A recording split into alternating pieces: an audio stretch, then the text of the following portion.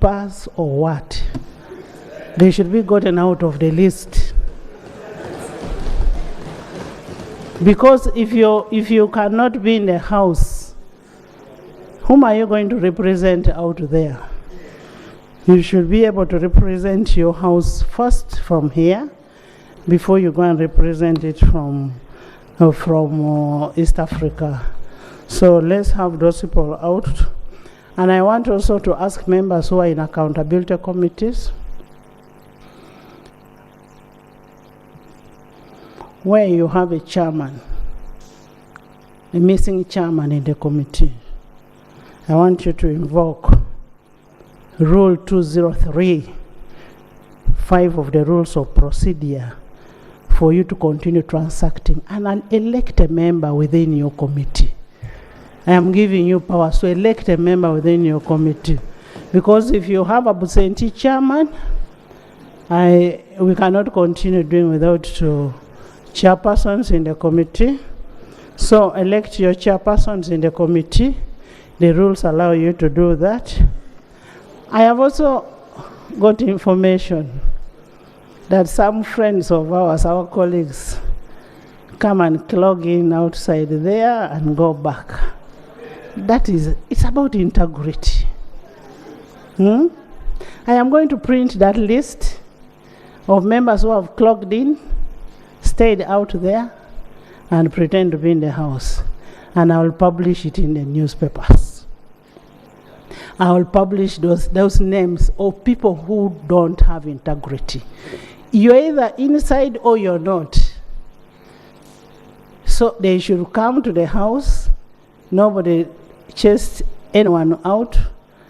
Come back at will. Free entry, free exit. So please come back at will. Let's not pretend to be in when we are not in. And we should be accountable for taxpayers' money. Taxpayers' money.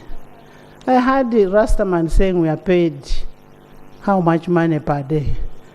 We should account for that money by being in house. Let's account for that money for being in the house. Now, if we are not in the house, you voted all the way from Bukedea to be in the house and you're not in the house. So where are you?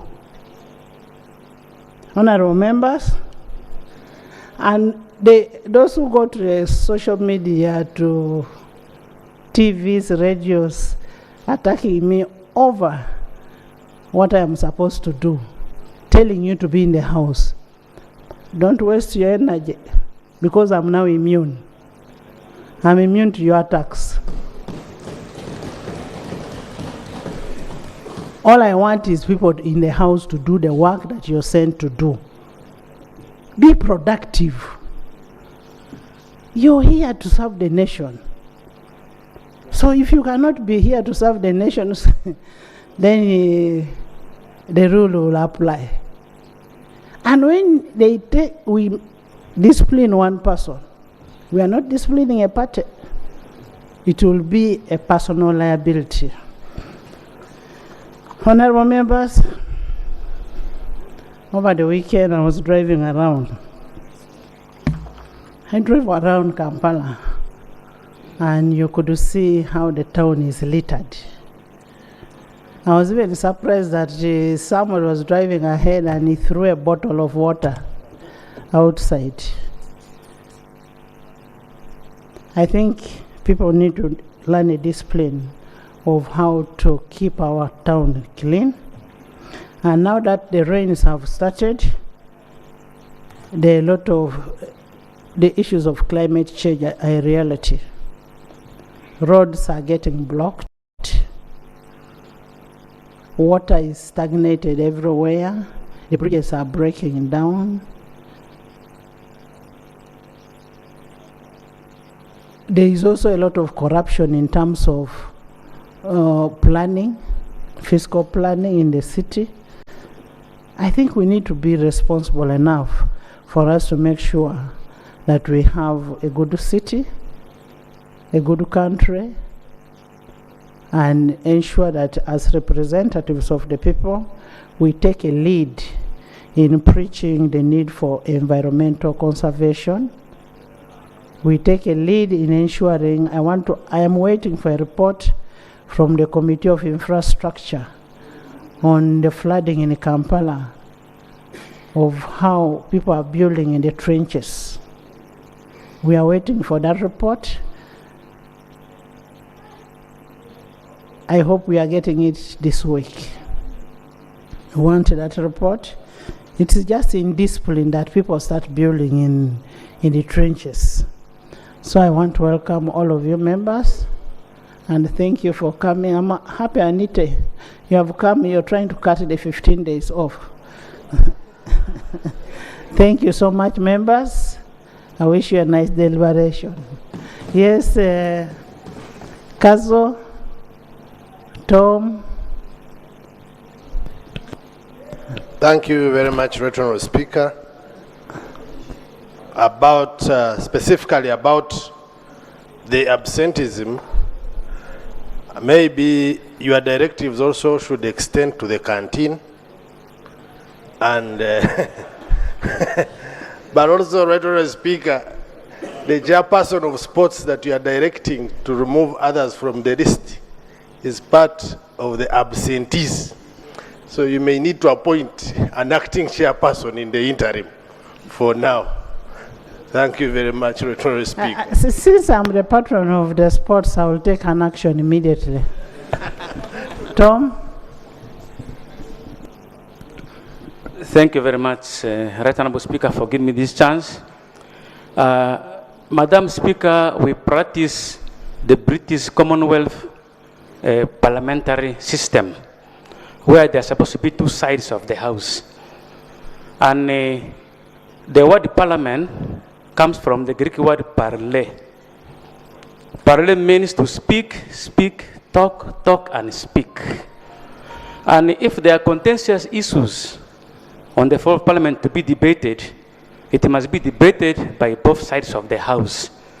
Now, if the members of the opposition are not going to be here in the house, how shall we really debate and come out with the, good points for the development of the country? Please. What do you understand by opposition?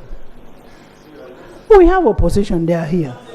This is the left side of the party of the house is opposition. Most obliged, Madam Speaker. And I want to tell you, members, look, the issues that are being raised were not caused by Parliament. Executive is the one supposed to answer. So we as parliamentarians, we are supposed to be here to wait for executive and hold executive accountable. But now when we parliamentarians run away, whom is the executive going to respond to? Because for them they will say we have a report.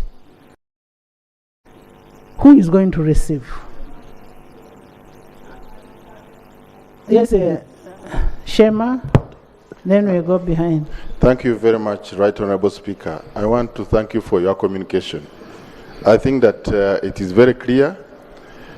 Out of your communication, Madam Speaker, the country's GDP, majority of it comes from here in Kampala.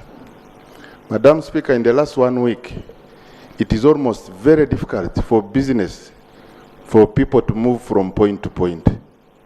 To move from Buya to the central business district is almost impossible. It's taking many hours. There is a lot of infrastructure works going on, but one of the good practices when you are doing infrastructure development around cities is that there must be continuity in terms of the flow of traffic. Madam Speaker, what is happening is that there is a lot of delays and it is impacting both the business community but also government. Because if you have to move a container of goods from industrial area to Nakawa for taxes to be assessed in today's situation, you will find that it is almost next to impossible. So, Right Honourable Speaker, we want the Prime Minister here to tell us, these contracts that we have signed with contractors, shouldn't part of continuity, free flow of traffic, be part of that so that we have a seamless flow? We are approaching Christmas, Madam Speaker. Many people will be traveling. The situation will only get worse. So I would like to, through you, Right Honorable Speaker, to government to assure us about the continuity measures they are putting in place to make sure that there is continuity. Thank you. Government.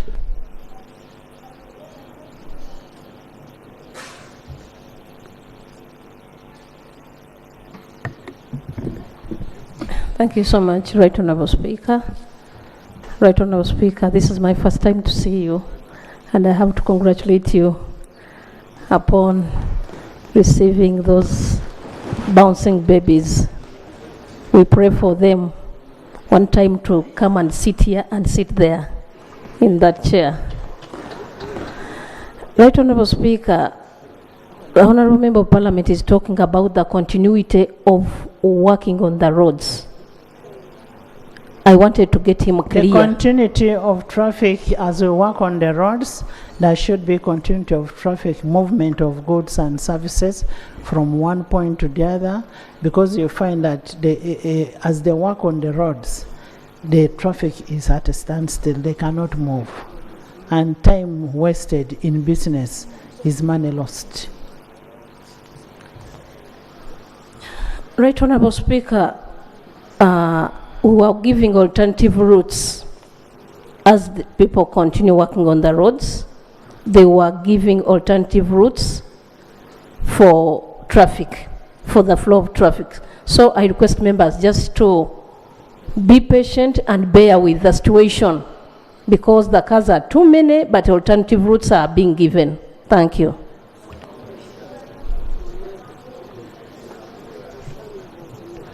I think what you need to do, Madam Prime Minister, is to liaise with the KCCA and see how best it can be handled. And they can get an alternative, really, way of doing it. Either they work on one side, you'll find that if you're giving an alternative route, if I am coming to Nakasero, and you're telling me the alternative route should be to go through Chanja, I mean, you need to liaise with them and see how best it can be handled.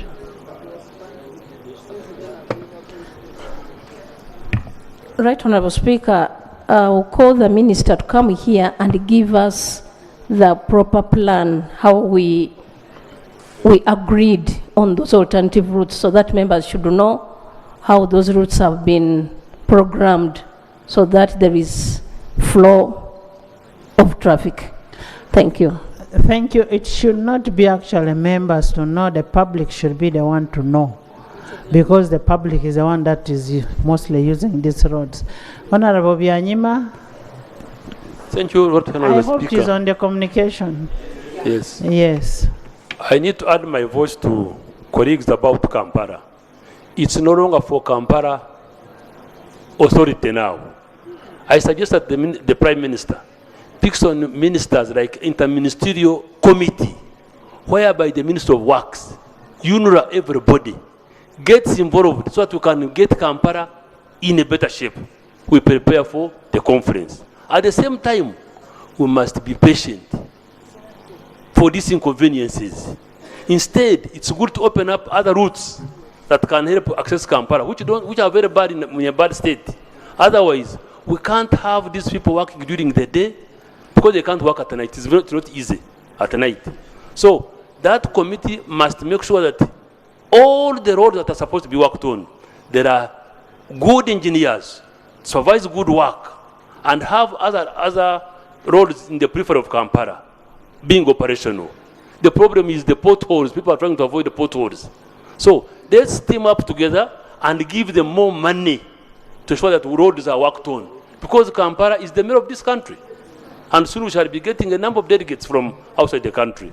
Unless we put our effort into it, all of us here, especially the Prime Minister, we need results almost like to be briefed on every week so that we can have some seamless movement of the vehicles. I thank you. There is giving money, but we have already given some money. Let's first get accountability of what we have given. Yes, first get accountability of what you've given than saying you're putting all the money there. There is a broken bridge in Isingiro. There is another broken bridge in Kagoma. You get it, eh? Yeah. Yes, Thank you, Right Honorable Speaker. Buhesh. Buhesh West. Then, Thank you, Right Honorable Speaker. About the communication, Right Honorable Speaker, I want to heartily thank you for always giving us positive surprises. When you said you are driven through Kampala to see what is happening within Kampala. Some roads away from the center, like we said the other time, away from the beer center, are really impossible. But Right Honorable Speaker, I also want through you to extend my thanks to your Deputy Speaker, whom recently I saw and heard was moving in the countryside with committees, which was very, very, very, very good.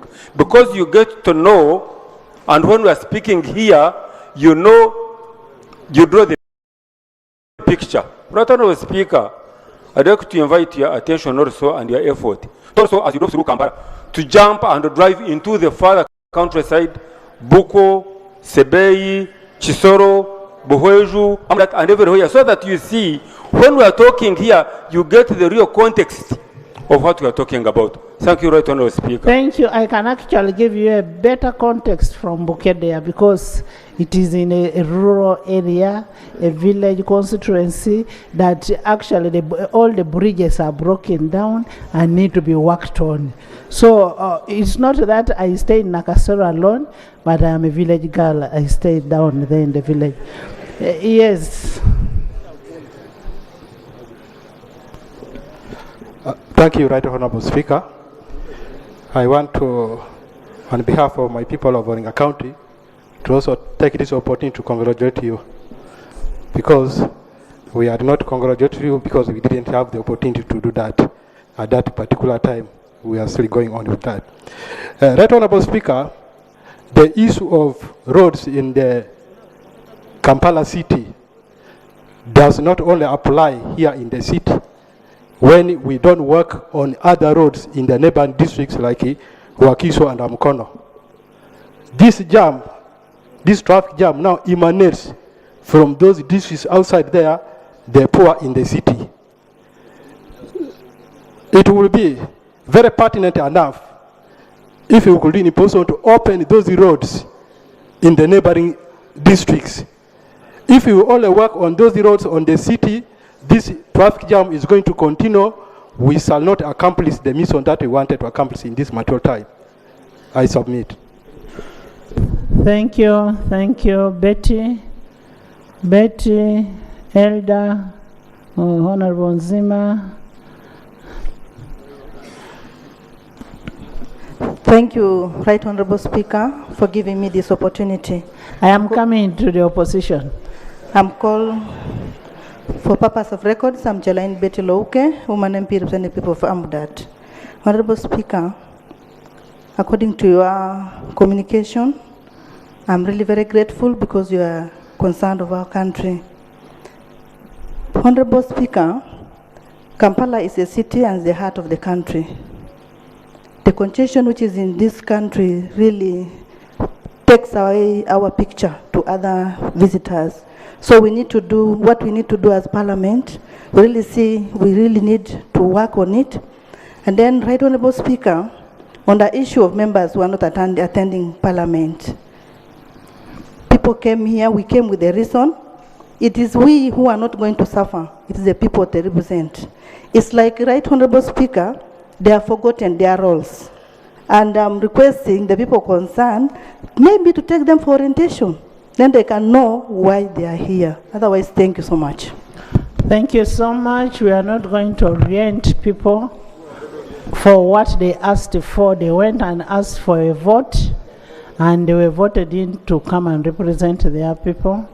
And outside there, the voters must see. And I see there are some independents who have also gone out. I am the Dean of Independents. Okay, tomorrow I want a warning to all the independents who also claim to be getting out. The ones who are out, not you, Moses. Elder. Madam Speaker, thank you for your statement. And we continue to delight in your leadership, in particular matters to do with our country. Madam Speaker, on 1st November 2023, there was a headline story from the Daily Monitor which indicated that as a result of research conducted by the Ministry of Health, they had found that 30% of Ugandans were mentally unstable. 30%, Madam Speaker. Graphically speaking, that means 1 in 3 Ugandans are mentally disturbed. Madam Speaker, this reputation has implications on our nation's ability to... Where is Honorable Macho? He's not in, yes. Madam Speaker, clearly this is a very, very serious matter that has implications on our ability as a nation, not only to attract friends, sponsors, funders, and so on, but the image of our country is at stake. Is it possible, Madam Speaker, that government really comes out and issues a statement that really addresses this matter to its core, Madam Speaker? Thank you so much. Chris will answer that.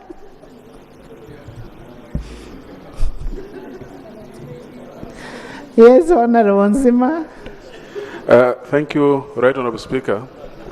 Right Honorable Speaker, I also want to take this chance to congratulate you upon attaining the title of Nalongo. Some time back, General Otafira had said that you should leave the issues. Honorable Fox is here. Fox, if I had gone by your advice, I would not be having the Balongo.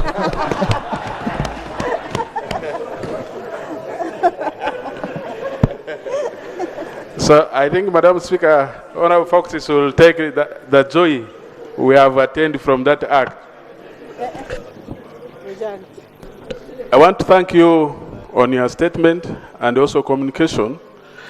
My submission is related to the issue of construction on the trenches, as well as the swamps. I think people who are put in positions of responsibility should take responsibility for their inactions. When you move around, you see structures coming out on swamps. And these structures, whether in a municipality or a town council or a city division, these are supposed to be approved. So I wonder why somebody should approve construction of a structure in a swamp area. And these swamps are supposed to act as a reservoir, a storage for water. When you look at most of these areas that have been flooded, the challenge is that much of the water that should have been stored in the reservoir, which is the swamp, cannot go there because the swamps have been claimed. Many times we come here, we get reports, ordinary rural people having their food crops that can take around 3 months being slashed. We only saw seriously in terms of fighting degradation of the swamps in the rural areas. But when it comes to the city, we shy away. This is double standard. We have always had communication about growing rice in swamps, advising citizens not to grow rice in the swamps. But Madam Speaker, if you go around in some of these rural areas, there are foreigners deep in these rural areas who are growing rice in swamps. I had a trip with a friend who wanted to buy land in a place called Chichusa in Luero. When we moved with him, I was surprised that Indians had established very large rice farms in swamps. So, is the law only targeting the locals? I think as a country, we should stop this double standard. When we come up with decisions, the decisions should be uniform, whether a local or a foreigner. Because there's no way we go up country fighting settlement in swamps, but in Kampala we are seeing people claiming swamps. So these are the challenges we have. So we should take responsibility, all of us who have positions and duties to perform. I thank you very much. Thank you, Prime Minister. Is the law targeting only the locals? Because when you go to the villages, we are told we should not grow rice in the swamps, whereas the so-called investors of Honorable Anite are in those swamps. Yes.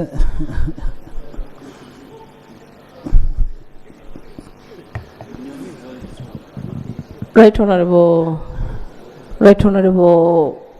Speaker, I have the Minister here for investment and I have the Minister here for local governments.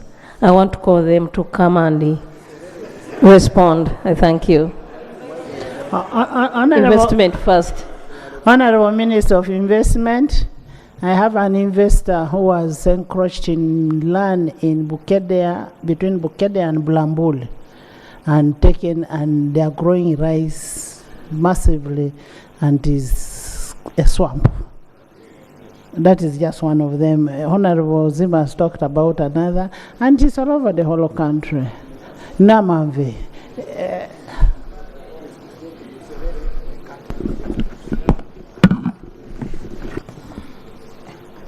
Right Honorable Speaker, allow me also take the opportunity of congratulating you upon becoming a Nalongo.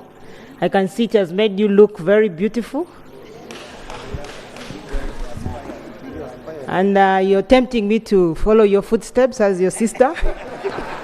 But I will need to come for coaching of how to do it. Right, Honorable Speaker. Honorable Anita, you're most welcome. I can give you one musoga. No. Right, Honorable Speaker. We must do proper vetting because I've seen his face closely. It's not so much appealing. Right, Honorable Speaker. Back to the issues. As the Minister of Finance, Planning and Economic Development in charge investment and privatization, I would like to assure my honorable colleagues and the country that we do not, as I speak, give license to investors who have gotten land and the land is in a swampy area. Previously, the reference that you made, which is Namamve Industrial Park, Right Honorable Speaker, as for Namamve Industrial Park, it was gazetted by Parliament. It was a non-forest reserve and a swamp, but Parliament took that decision in 1991 when I was in primary one, that it should become an industrial park. And so, Right Honorable Speaker and honorable colleagues, what we've had to do is to preserve the swamp that we have found there so that we only license investors in the dry areas. Although, Right Honorable Speaker and honorable colleagues, we are now working very closely with Ministry of Water and Environment to ensure that NEMA does not issue the certificate of environmental impact assessment to investors who would like to construct in the wetlands. If NEMA does that issuance, the investors will go there. But if they do not, they will not. On our part, we do not give them investment license, neither do we facilitate them with the incentives that are approved by Parliament to facilitate them to do their business in Uganda. Thank you. Thank you, local government. Then Honorable Chinovere, then. Thank you, Right Honorable Speaker. One, I know this is my golden opportunity also to say something, that I gave you good luck. Mine are many, triplets, double. Hey, congs. And therefore, Kabarole calls me Mama Wavana. I wish you the same luck. Thank you. Now going to the question, Right Honorable Speaker, we need serious interministerial approach to this matter. Because one, we as local government, but we have a fully fledged ministry which was authorized by law to cancel any title in the wetlands. So that's where Ministry of Lands comes in. And we've also learned of very many positions of investors given authority by NEMA, which is also wrong. So I wish to compel all the ministries through the Prime Minister to give a stern instruction of why titles in the wetlands are not cancelled, yet the ministry is authorized to do that.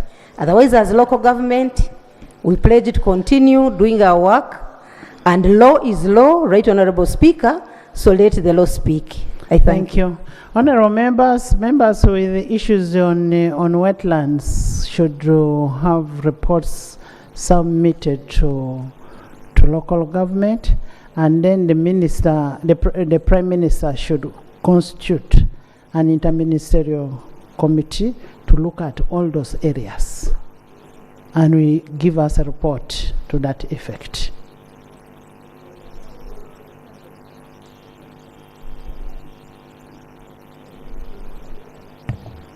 Much obliged, Right Honorable. How much time do you need?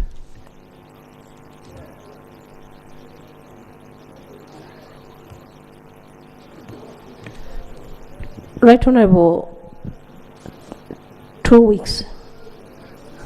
I'll give you 1 month. I'll give you 1 month. Honorable Chinovere. Thank you, Right Honorable. I also want to join the rest of my colleagues once again congratulate you for becoming Nalong, and also congratulate the Salong as well, because the effort was a combined effort. So we should be fair to, otherwise, once again I want to congratulate you. Right Honorable, I also want to join my colleagues on the issues of roads in Kampala. Recently, I witnessed a very, very, very worst scenario on my way to work in Kawempe, where I stay, where a younger girl was going to school just in the town there. It was trying to dodge the car from splashing the water on her. She entered into the trench. The beauty that there was not much water. Just I imagine if there was it had flooded, this girl would have got into problems. And it's unfair. Like these town roads, basically. If they have the caps, if they recap them, they put them on the caps, so the engineers know better. It would be, this girl would have not entered into such a scenario. Again, sometime back I was in my constituency, in Kitantaro. Road services, I don't know whether they have finished the road. Recently, the people of Kitantaro, women who are preparing the karo, what we call it, wheat and nakivaro. Nakivaro is belenge, mud fish. The water was chasing them because they didn't provide the channels for water in Kitantaro. So really, I feel the engineers and the architecture should really improve. Otherwise, we shall continue repeating the same. But the cause of all this is corruption. The source of all this is corruption. Because they decide. There is information from the chair. Right Honourable Speaker, thank you, my brother, for giving me. Right Honourable Speaker, I was restraining myself on the issue of Kampala and its roads. Actually, Kampala Metropolitan or the Greater. Right Honourable Speaker, thank you for driving around, but I would like to invite you to dedicate one weekend of Saturday and Sunday and move around Kampala. The issues we are talking about, Right Honourable Speaker, the issues we are talking about are not about end. The minister is here. I didn't want to preempt many things. The confusion in Kampala Capital City Authority. It is entrenched. And one thing I should tell you that I drove alone without security, without a lady car. And I took 4 hours. 4 hours. 4 hours. It is entrenched, Right Honourable Speaker, the confusion. You sit with Kampala Capital City Authority. Everyone is looking at the other. No one knows exactly what is happening, Right Honourable Speaker. He's here, he's the minister. Yesterday we were with him. I can tell you this matter is not going to be solved until we put a lot of pressure. If we examine the 6 billion, if we examine many other things, the minister can give us a snapshot. He told us clearly yesterday that he's also, when he reached there, he said, I don't know. Right on a speaker, there is a problem with Kampala Capital City Authority. We must crack the whip, or else we accept that we shall be talking, and it will be talking, and nothing will happen. Thank you very much, Right on Speaker. Honorable Minister, tell us about Kampala.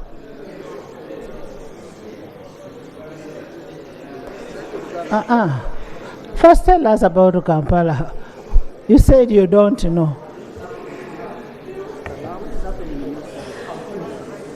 Right Honorable Speaker and honorable members, first of all, I thank you for giving me my young brothers, the twins. Now I'm called Chigongo.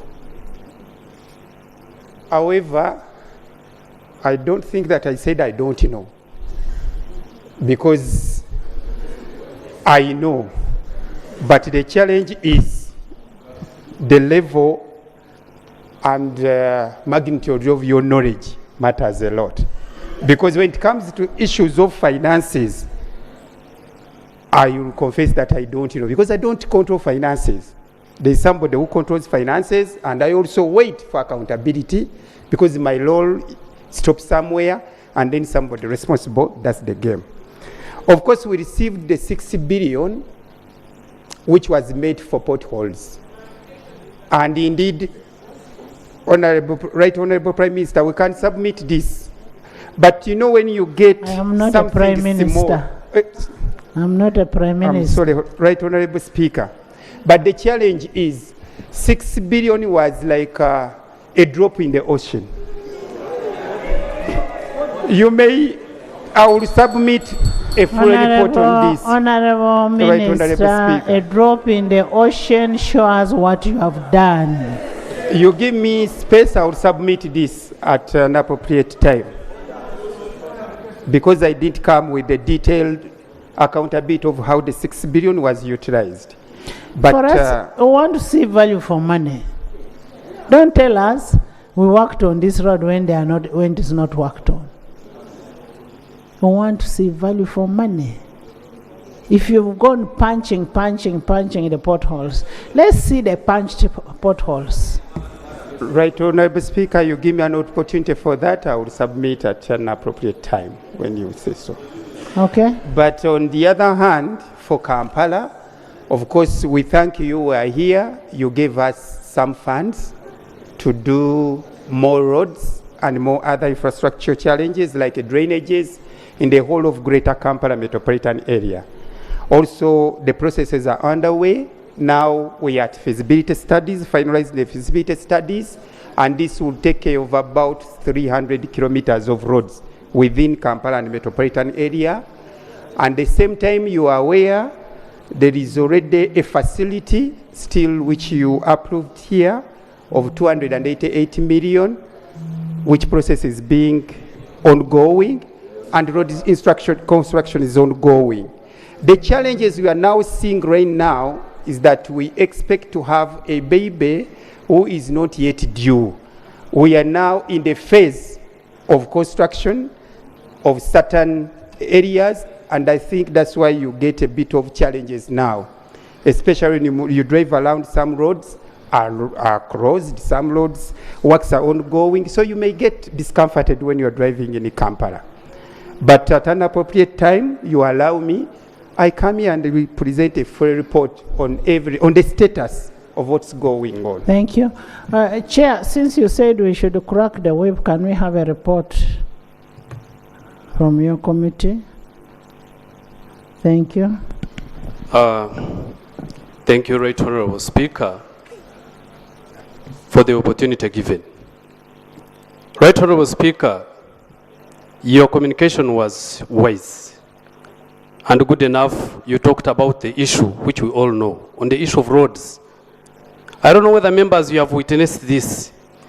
There is this team which you normally find on the road, very, very busy, digging, opening a certain hole on the road. even putting on aprons of KCCA, and some people even having, those jackets with other names of engineering companies, thinking that they are doing something very, very important and working on the road that tomorrow you really have a very good road. They leave it open. We need to know, maybe from either KCCA or Ministry of Works, who sends these people to come on the road and they just dig and open up the road and they leave it the way it is, and for what reasons? Madam Speaker, you talked on the issue of people building in trenches and those encroaching on the swamps. The other day, you tasked the minister in charge, the one of environment and water, to give a statement on how those people go ahead and get those licenses. She said that those people have no authority to give out licenses, to an extent that even those ones who go to them, they are going to be cancelled. But to your surprise, Madam Speaker, even today, if you go in our swamps, you see new buildings coming up. So which is which? Which is which really? We need to know from these people. We need, Madam Honorable Minister, Mama Mabira, with due respect, you got that name because of your caliber and the capacity and the time and even the zeal and even the spirit you used to talk on behalf of environment and on how we can be able to restore environment in this nation. So what happened? We want to know exactly what happened to you. We see buildings coming up, and the other day you told us that you have cancelled all the licenses, but new buildings are coming up. Who is this person who is going ahead to give out licenses to the people whom we don't know and the people whom we have stopped? I beg to submit, Madam Speaker.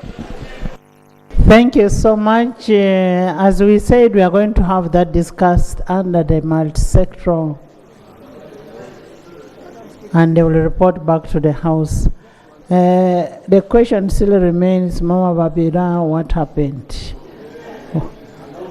Along the way there, as you are walking between here to Mabira, what happened? You will give us what happened in a report.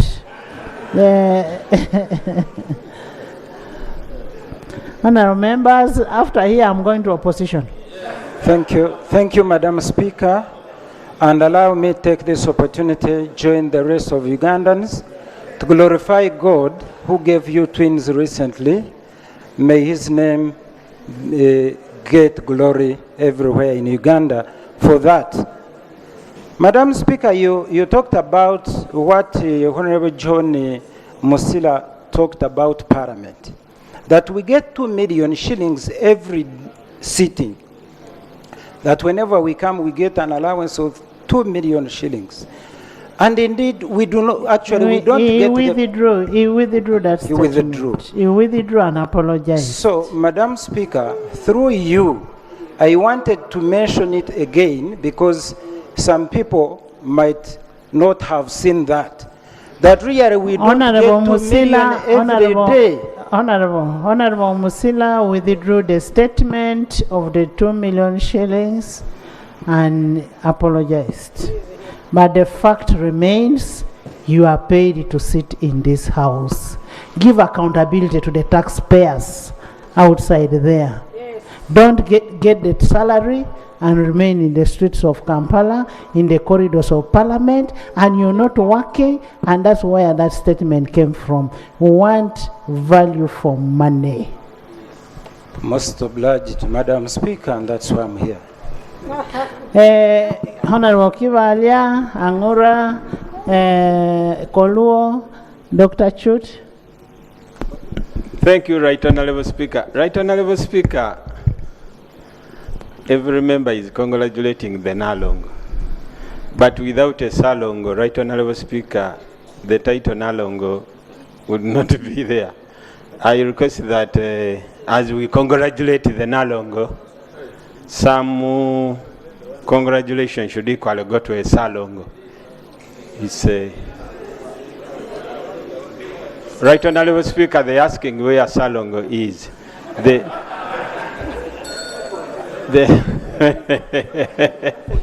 Right, thank you, Right Honourable Speaker. Right Honourable Speaker, my concern, in your communication, you talked about the East African Games. Right Honourable Speaker, we have some games that are indoor, and it's raining heavily, whereby these games can only be played indoor. We have one facility, which is Rugogo Indoor. Currently, Right Honourable Speaker. One facility belonging to the government of Uganda. Yes, going to.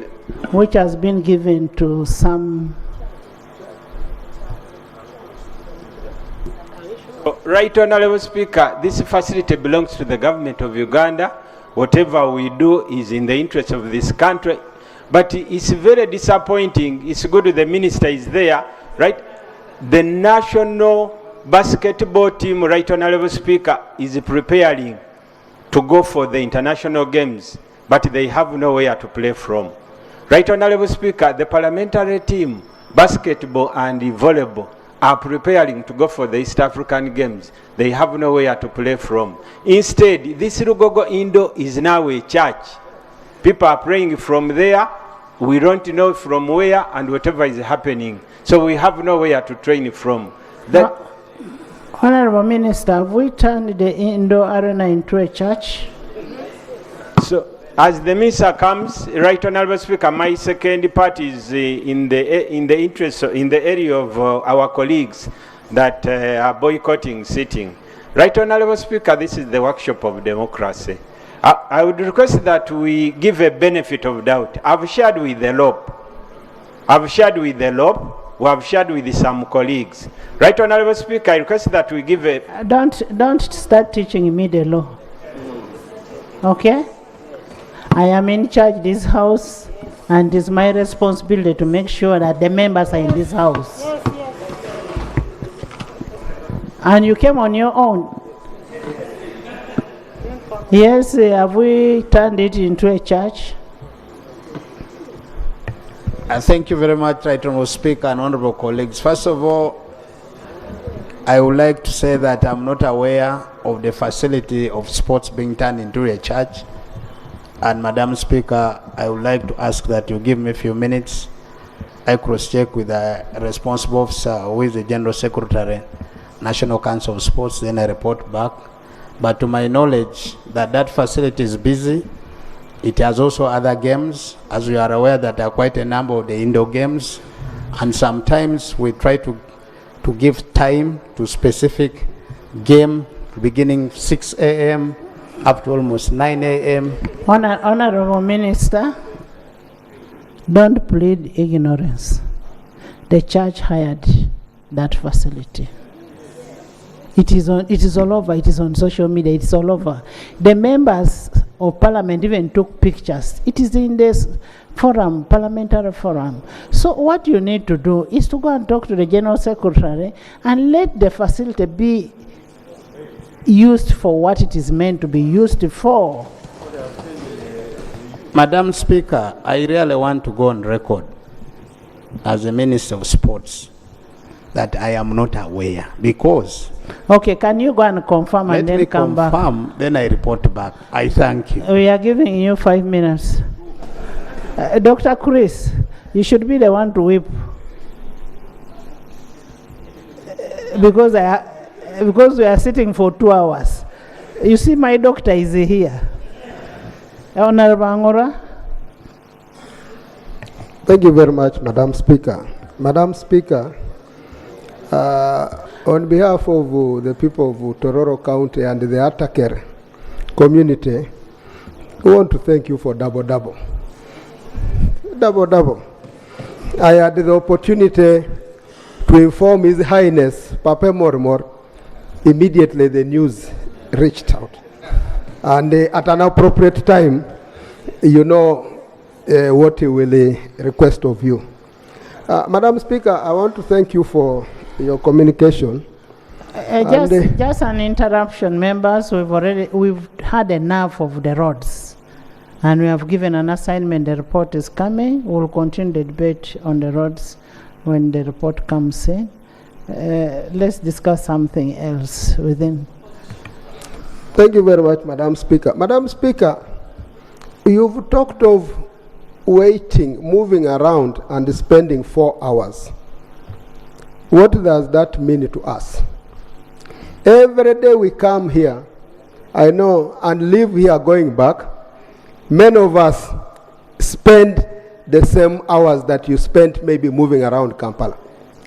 Just a few days ago, I spent 3 hours listening to news 3 times from Lugogo up to the next petrol station, the Shell, the junction towards Nakao. Listen to news 3 times. And that is what we call waiting in motion. That one is calculated for you to understand and know how much you've lost if you are to put that time into productive activity. And also, Madam Speaker, we don't need to take this lightly. I have had opportunity to interact with some leaders, especially from entities responsible for roads in this country. It seems even some of the works that are being done by KCCA maybe are not coordinated with other entities. I found one leader who was asking, why are they again interfering with the junction going to MOBS?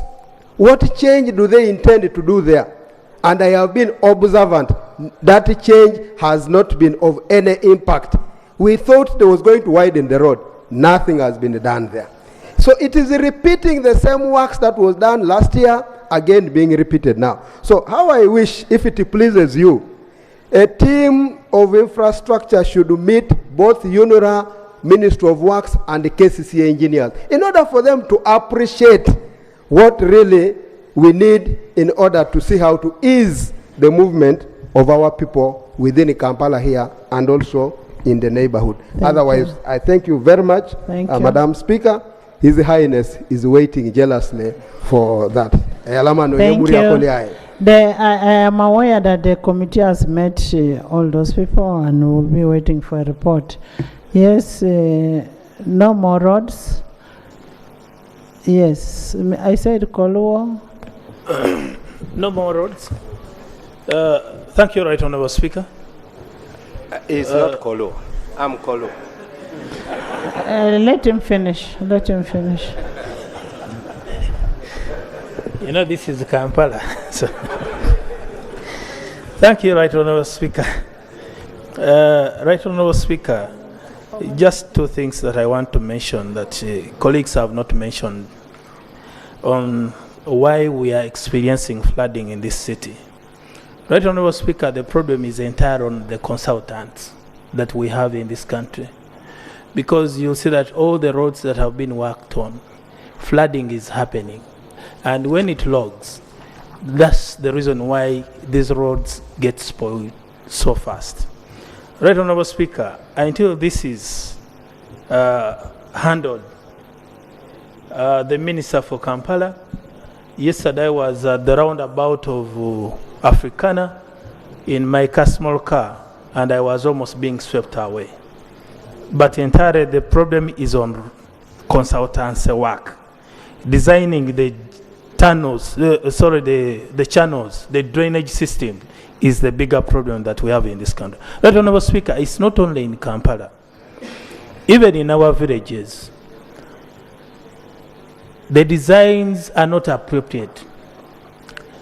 The way they design the swamps, which is majorly the bigger cause of roads breakdown, the designs don't take into account of extra volumes of water. As we speak today, the season has changed. Rain has been on consistently. Honorable members, we've said issues of the roads is coming on the report. Let's discuss it when it comes. We do appreciate what is happening in Kampala and in Buzaya, and it will be handled. We are going to handle it. Yes, Honorable Koluo.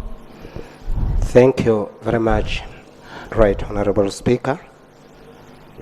I want also to add my voice to thank you for joining our team, because I'm one of them, a Salongo. Anita, so you should know where to. Right Honourable Speaker, I have a peculiar... First of all, front bench, I'm very happy with you people today. Very happy. No, they have been a very good team. Keep it up. True. I say I have. Honourable members, let's finish on the communication. We have a very good communication a very from peculiar issue Constitutional regarding Affairs. swamps, as per your communication, and that regards to swamps bordering Lake Bisina up to your home in Bukedea. These swamps have been invaded by hippos. I myself contacted Uganda Wildlife Authority to come and sort out the situation.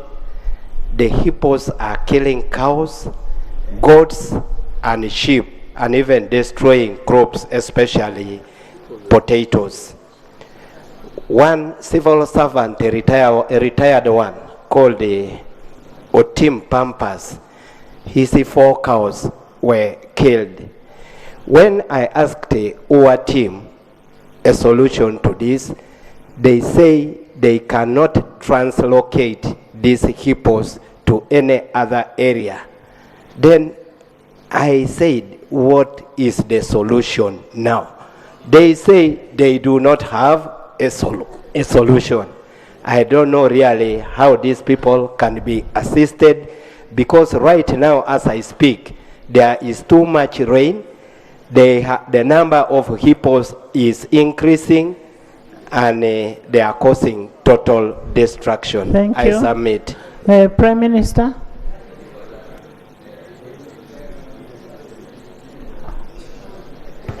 Right Honourable Speaker, I'll call the Minister of Tourism to come and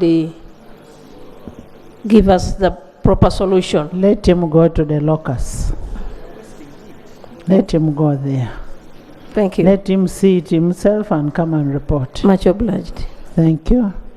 Dr. Chut. Thank you, Right Honourable Speaker. I would like to react to your communication, especially on the issue of floods that have washed away bridges across the country. Yesterday, we received a communication from the Minister of Works and Transport on the impact of the heavy rains on the roads and bridges.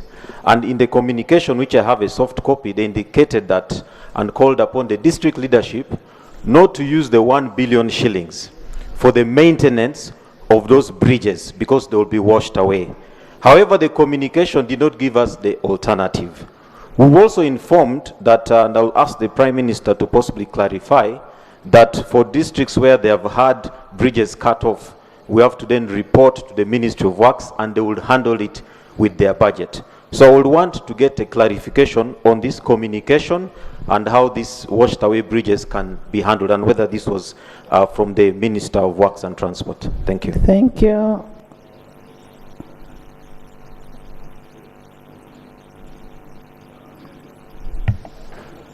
Right Honourable Speaker, the member who is complaining about the bridges, they had a meeting with the Minister of Works and he was giving them information. No, there's a press statement.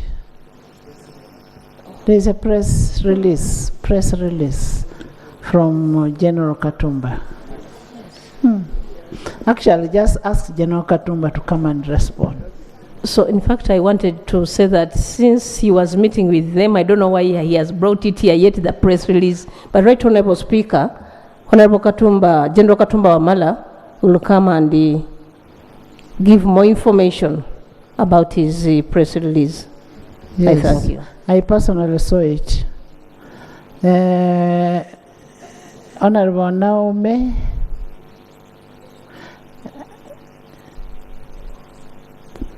Thank you so much. I would have slept badly if I had not used this chance to say congratulations. We are happy for you and for Sarongo too. Madam Speaker, there is a place, it is called Ruera. Ruera is on Masaka Road. Some people, investors, came. They looked to be Chinese. I don't know whether they're Chinese or they're Koreans, but they are in that color. They have planted I think miles and miles of rice, and it's a swamp. It's a swamp, and they are actually continuing. May we get to know how they got the license and whether the license will also be cancelled. They have even set up, it's like a factory, because we even buy rice on the road. They say retail, and I think they even export. So can it be added on what Mama Mabira is coming to tell us? Can we get some clarification on what is happening? I thank you. Thank you. Honorable members, as I said before, let's have all that information forwarded to Mama Mabira and the committee, including Honorable Anita, the investor. Yes, Moses.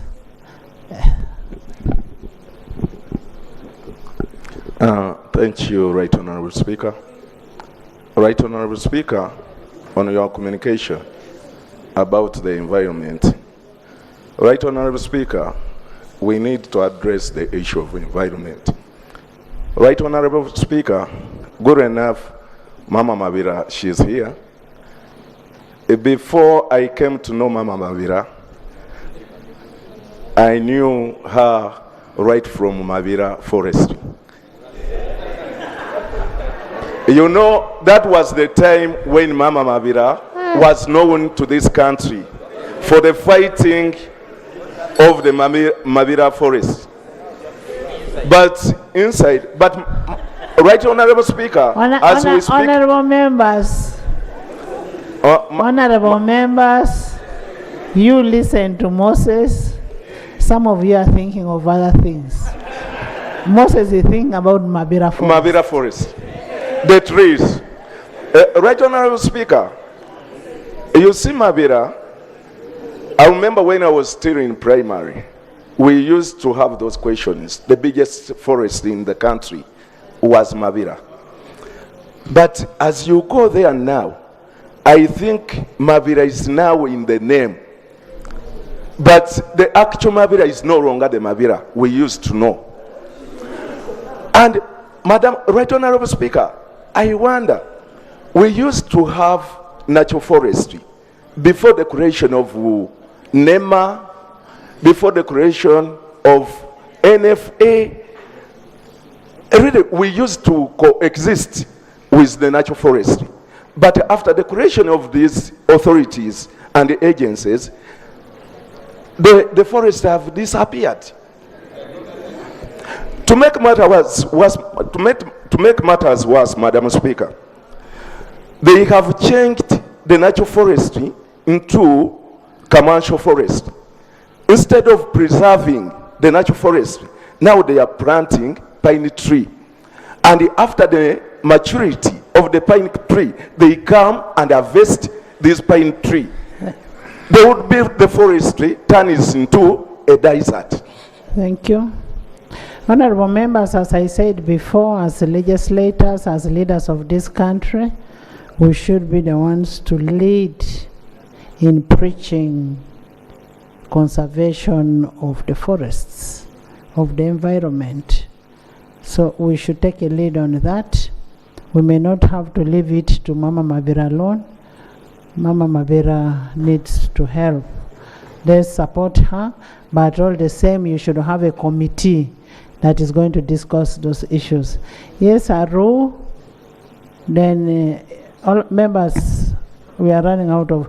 Dr. Chris is about to tell me to... Dr. Chris, are we not running out of time? Thank you very much, Right Honorable Speaker. Right Honorable Speaker, from Pade District, allow me to congratulate you upon the success that you and your family achieved. Right Honorable Speaker,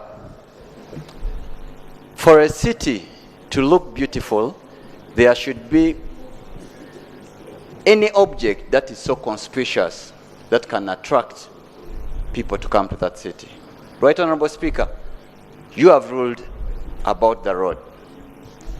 We have only 2 water fountains in the capital city of Uganda, and they are not functional anymore. Taxpayers' money worth billion was spent. Right Honorable Speaker, a week ago I found street children swimming in the water In the pool, water just fountain. in the water fountain, and they were basking on the hot sunshine, enjoying. And this is the capital city. Right, Honorable Speaker, isn't it right that the Minister of Kampala at least presents an artistic impression of what Kampala capital city should look like? This artistic impression will help us in attracting more investors. More investors coming in and tourists coming in, that means more revenue for Kampala capital city itself. Thank you so much. Right, Thank you so much. Kampala, you're hearing. Our water fountains are being used as swimming pools. Akamba and then Linus. Thank you, Right Honorable Speaker. Arising from your communication on the matter of environmental degradation and the attendant effect of climate change. Right Honorable Speaker, the rate at which our wetlands are being degraded around Kampala, people are developing in wetlands, and when we ask the authorities who these peoples are, they give the same answer that they used to give to the Honorable Minister of Environment before she became one, that big fish, untouchables. Even when the Honorable Minister became a minister, she has failed to know who those untouchables are. Right Honorable Speaker, until this country... Is that what she has told you? Until this country takes a serious move on the issue of conserving the environment and stop harassing the locals, like in my constituency, the farmers, every village in Namutumba, for instance, is separated by a seasonal swamp. But instead of concentrating on conserving the environment, they go to these seasonal swamps. They want the farmers in these seasonal swamps to stop growing rice. But, Madam Speaker, myself, I'm a product of rice growing. If it was not for growing rice in these seasonal swamps, I wouldn't be a member of parliament, I wouldn't be a lawyer. So my request is, instead of allowing big shots to grow rice in Rwera, in Kibimba, in all those swamps, they should instead support my people and indeed all Ugandans who are growing rice in the seasonal swamps to find modern ways of growing rice in such a way that does not antagonize the environment. Honorable members, the law is the law. We should not apply in a discriminative way.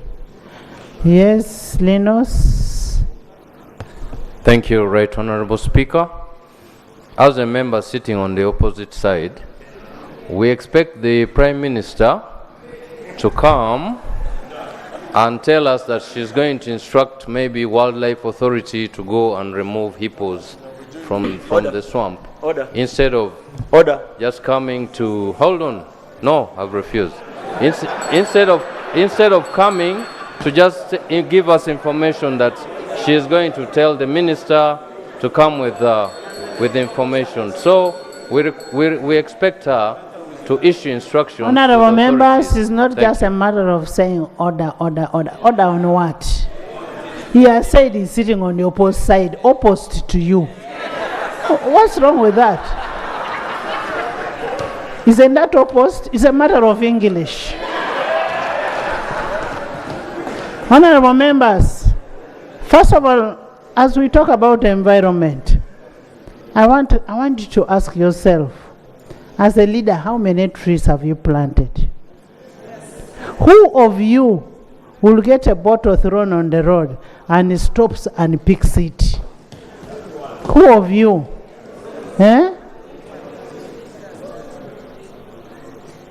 Let's work together as a country for us to be able to conserve the environment, and we make sure we are all responsible citizens in garbage disposal. You find somebody in a suit and the person is throwing a bottle, and you wonder which kind of man is this one. Honorable Ogwang Peter. Right Honourable Speaker and honourable colleagues, I want to confirm now that on 4th of July 2023, the Christ Heart Ministry International wrote a letter to the General Secretary of National Council of Sports asking to use the facility from 20th to 25th of November, and I want to confirm that as part of the revenue sources for council to the government, they did give them the facility and they paid for this facility for that specific time of from 20th to 25th. The question of how much they have not indicated in this letter, and I want to say that it confirms the statement that the facility as of now is being used partially by that church. Madam Speaker and honorable colleagues, I want to call upon you, honorable members, that we have come up with a new multi-billion plan to construct a modern state-of-the-art indoor arena in Lugogo. I will come here at the right time to submit that plan for the redevelopment of that place. So, Madam Speaker, Honorable Member, I want to plead with the honorable members. Honorable Member, I want to interest you in one thing. Check on the accountability on the audited accounts of your institutions and check how much NTR is being portrayed in those books. They even don't portray that they don't get money. How much money has been got from that? The team that we are talking about is a national team that is supposed to train. You're part of the sports team. Now, if it is raining and we cannot train in our own facilities, what do we do? Where should we go? Yes, Honorable Katesh. Right Honorable Speaker, the Minister says we should support the development. I want to put it to the Minister that as much as we want to support development, government needs to be organized. That tennis court in Honorable Rugogo. members, in the public gallery we have students and teachers of Transform Education Center from Kiambogo, but I'm seeing a problem there. Is there a problem? Can you support my personal doctor? Can you check what is happening? I have a personal doctor here. Students, please stand up. Please, you stand up. You're most welcome. You're welcome. Thank you for coming. Yes. Right Honorable Speaker, the clarification I want to seek from the Minister. Over the weekend I met the people in charge of tennis. The different disciplines that use Rugogo have actually not been consulted or engaged in the whole process of development. And for me, this is where the problem is. If you want to develop a facility, I think it is important to discuss with the users. What are their requirements? What is the fallback method? While you are developing that place, where do you expect the tennis to go? What requirements do they need? I think we need development, but when we are doing development, we must ensure continuity. And it's important that the federations, the people who are using that facility, are consulted in your Marshall Plan to develop that facility. Not just to come to us as members of parliament to seek our support, but the bodies have not been consulted. And you need to do it for the sake of sport. But how do you even seek for support when we have the existing one is not supporting us? The existing one, you're renting it out to churches, and then you want us to continue supporting, and the one we are going to put the multi-billion one, you will even rent it to to international pastors. Eh? First of all, I would like to allay the fears of honorable colleagues. For instance, I want to address to my answer to Honorable Katesh. Honorable Minister, before you allay your fears, we are saying we have a national team which is under training and is training. We have members of parliament who do appropriation of the money for what you want, who cannot train in that facility. We want an apology. Madam Speaker, let me go on record and say this. Colleague members of parliament train from 6 to 8. Because of the schedule which is coming for us to participate in the parliamentary games, they made to have another training from 5 to 8 p.m. That is the one which is having a challenge with as far as the training is concerned. And you have no problem with that? Madam Speaker, that's why now I want to allay the fears and say the following. I am going to have a discussion with the chairperson, National Council of Sports, and the entire management of National Council of Sports, and we will begin to look at which available facilities do we have in the city which can be used for the time being as the 2-3 days get concluded for this specific church to exit the facility. Minister, I thank you. Honorable Minister, the members deserve an apology from you. We cannot make our members suffer like that. Madam Speaker and honorable members, I apologize to you. I thank you. Next item. Item 3, Bills first reading, the Judicature Amendment Bill 2023. Honorable members, the Minister of Justice and Constitutional Affairs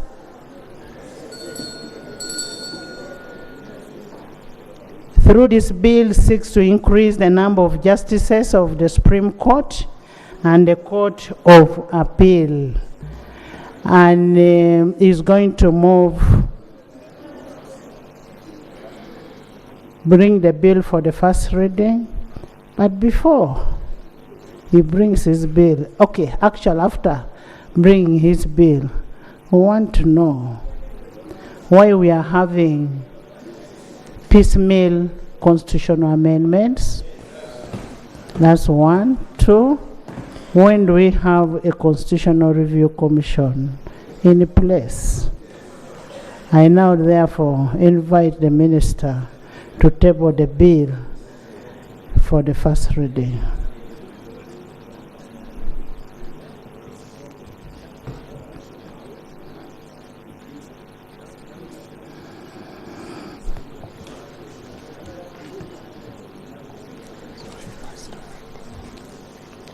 Madam Speaker, honorable members of parliament, I beg to move that the bill entitled the Judicature Amendment Bill 2023 be read for the first time. Attached to the bill is a certificate of financial implications issued by the Minister of Finance, Planning and Economic Development in respect of the bill in accordance with Section 76 of the Public Finance Management Act 2015. I beg to move. Thank you, honorable members. In furtherance to Rule 1291 of the Rules of Procedure, I refer the Judicature Amendment Bill 2023 to the Committee of Legal and Parliamentary Affairs. And with that, it only has 2 clauses. I will require the bill back in the House on Tuesday.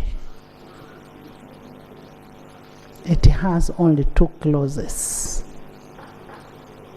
So I want you to work and ensure that we have it on Tuesday for the second reading.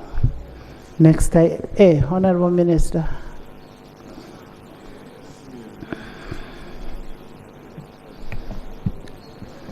Madam Speaker, it's regrettable that the Constitutional Review Commission has not yet been constituted.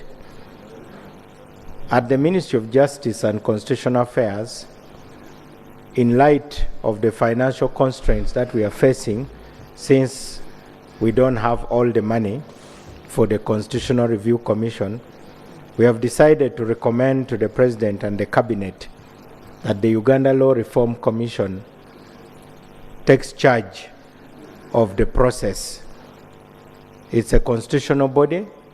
It is capable of doing that job. All that will be required is to beef it up with some additional members. I also wish to report, Madam Speaker, that 80% of constitutional amendment proposals are already on There's our an desk. order. Thank you very much, Right Honourable Speaker, for allowing the order. I'm wondering whether the minister is in order to tell half the truth to Parliament. He's talking about the Law Reform Commission, yet it is listed for rationalization. And they brought the bill here. If we had accepted it, it would be already merged. So what would happen in such a situation?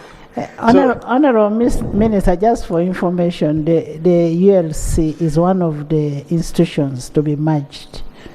So what Honorable is talking about is assuming we had accepted the merger, what would have happened?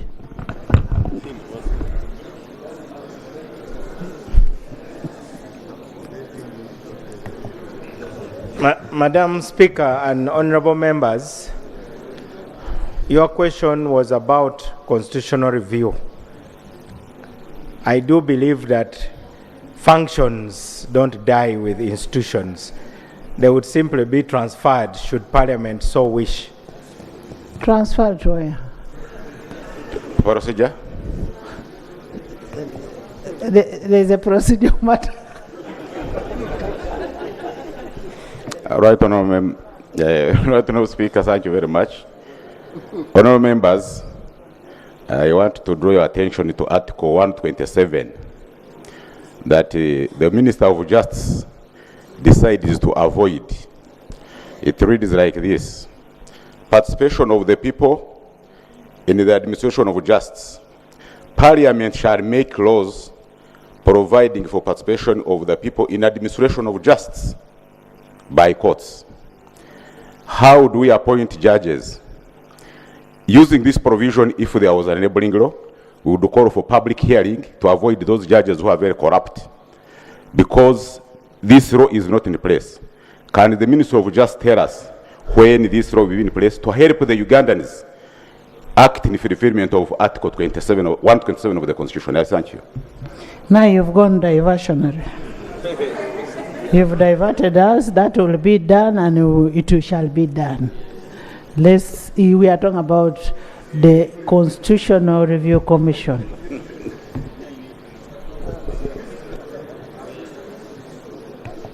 Madam Speaker, as a footnote, let me assure the honourable member that there are ways of involving. And just before you go, I don't want a perception that Parliament is saying that the judges are corrupt.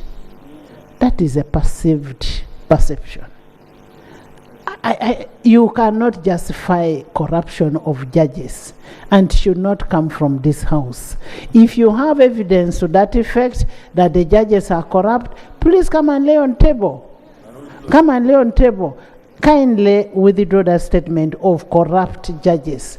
That can be handled at committee when you're handling the bill. Thank you, Right Honourable Speaker. I take your advice, and I don't use that all judges, but some people in the judicial service could be corrupt. I withdraw where it offends them. I Thank you. Thank you. Thank you. Yes, Honorable Minister of Constitutional Affairs, we want to help you. We want to help you. We have a number of constitutional amendments. You need to advise us whether we are going to have a Constitutional Review Commission or not. And if we are not going to do it, then you should bring those amendments and move them. But you said you're going to have a Constitutional Review Commission, and that's all we need from you. Madam Speaker, it has been the government's position that the Constitution will require major amendments. And at the Ministry of Justice and Constitutional Affairs, we already have most of the proposed amendments. The cabinet paper is ready, and in due course, after cabinet approval, we shall be here. We maintain our position that Parliament should bear with us. We will be back with a rack of constitutional amendments. Thank you, Madam Speaker. Thank you. Next item. Item 4, motion for adoption of the report of the Committee on Public Service and Local Government on the status of implementation of the parish development model in the various sub-regions of Uganda. Honorable members, as part of our oversight role, which is a role of members of Parliament, as enshrined in the Constitution, the parish development model was given to the Committee of Public Service and Local Government to understand what is happening in the constituencies, its implementation, and how the performance of the PDM, and the committee is ready to report. And as you are aware that this was constituted when the presiding officer was here, he personally went to the constituency to see what was happening in the districts on the PDM. I personally also went to the constituency, and that is one of our role on oversight. So, Chair, can you now come and submit?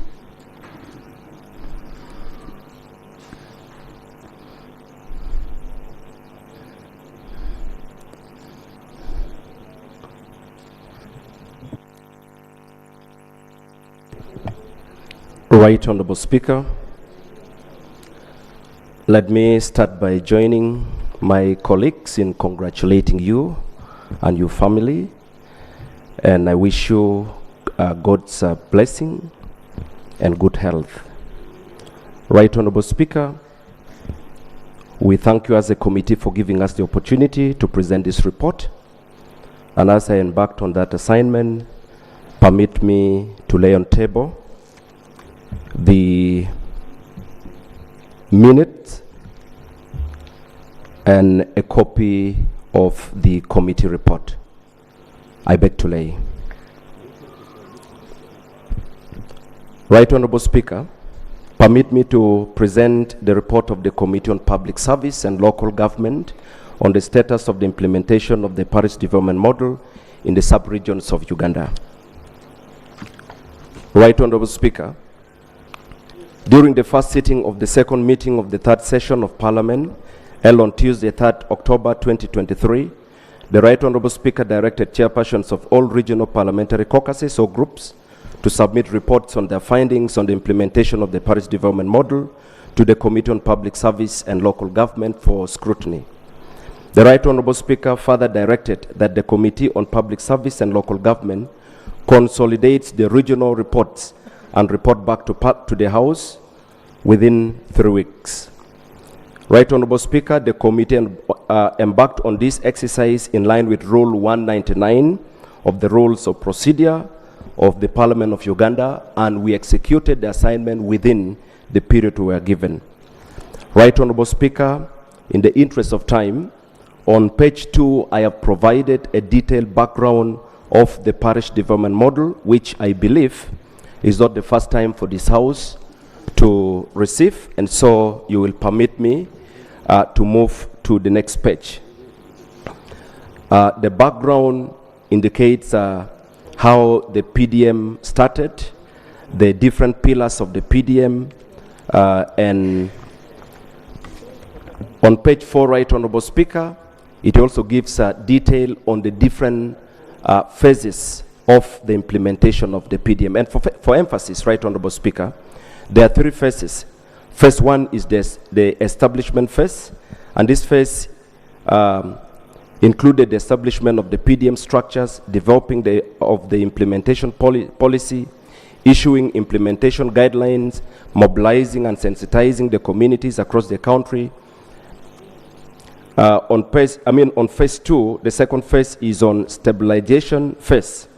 Right, Honorable Speaker, this is the current phase, which started in July 2023 and includes the following: disbursement of funds to the last mile beneficiaries by the PDM SACCOs, strengthening governance of enterprise groups and PDM SACCOs, deepening provision of business development services and other extension services to households and PDM beneficiaries, completion of household registration, refining and integration of IT system, tracking of all PDM beneficiaries, and measurement of results. The third phase, Right Honorable Speaker, is on sustainability and exit phase. Right Honorable Speaker, this is the last phase, and it shall commence in July 2025. Under this phase, Right Honorable Speaker, it is envisaged that the PDM will be entrenched in the communities. The parish economies will start to visibly show progress through improved production, value addition, sustainable income flows to the PDM beneficiaries from marketed products. Repayment of the PDM loans and are also envisaged to start coming, and in the savings will start to grow significantly. Right Honorable Speaker, there will be a critical mass of viable PDM enterprise groups and SACCOs that shall consolidate their funds to constitute the Parish Development Bank. That is expected to be under the third phase. Right Honorable Speaker, in the execution of the assignment given to us, we were given terms of reference, and we have provided these details on page 5. Permit me, in the interest of time, to take you to page 6, which is on methodology. Right Honorable Speaker, we had interactions with the different stakeholders. We had meetings with the Ministry of Local Government and the PDM Secretariat. We also had meetings with the chairpersons of the regional parliamentary groups. And just for emphasis, we were able to have meetings with the following: Karamoja Sub-Region, Lao Sub-Region, West Nile, Bugiso, Acholi, Bukedi, Chigezi, Buganda, Teso, and Busoga. Right Honorable Speaker, we were not able to have a meeting. We made several attempts, but we are not able to have the following chairpersons appear before the committee: the chairperson of Renzori Parliamentary Group, Ankole, and Sebei. We were only able to receive a written communication from Sebei. Right Honorable Speaker, we also had interactions with commercial banks, the banking institutions that are involved in the implementation of this. They are key stakeholders. And we also received written submission from Bunyoro Parliamentary Group, Sebei, and the Minister of Finance, Planning and Economic Development. Right Honorable Speaker, on page 7, permit me now to take you through the committee findings, observation, and recommendations. This part of the report, Madam Speaker, considers the finding of the committee on the implementation of the PDM from the different regional reports, as well as the observation and recommendations. Under terms of reference 1, approved funds that have been disbursed to various parishes. Right Honorable Speaker, in order to establish the approved and disbursed funds, the committee evaluated Pillar 3, which is financial inclusion, which aims at enabling access to appropriate financial products and services by households that operate in the subsistence economy. This pillar is implemented through provision of the parish revolving fund. Right Honorable Speaker, the Minister of Finance reported that by June 30th, 2023, 10,585 parishes or PDM SACCOs were fully capitalized with Uganda shilling 100 million each, totaling to 1,585 million shilling in the financial year 2022-2023. In addition to the 7,855 PDM SACCOs that had been capitalized, covering 171 local governments in the financial year 2021-22. And under that, a total of 67,208 million was given. That is in the financial year 2021-22. The committee also received a status update report from the Minister of Local Government, which had different figures for the same parameters. And Right Honorable Speaker, Table 1 shows the figures of the PDM funds released and disbursed as presented to the committee by the Minister of Finance and the Minister of Local Government. Right Honorable Speaker, on page 8, we have provided a table showing discrepancies in the data provided by the Minister of Finance and the Minister of Local Government.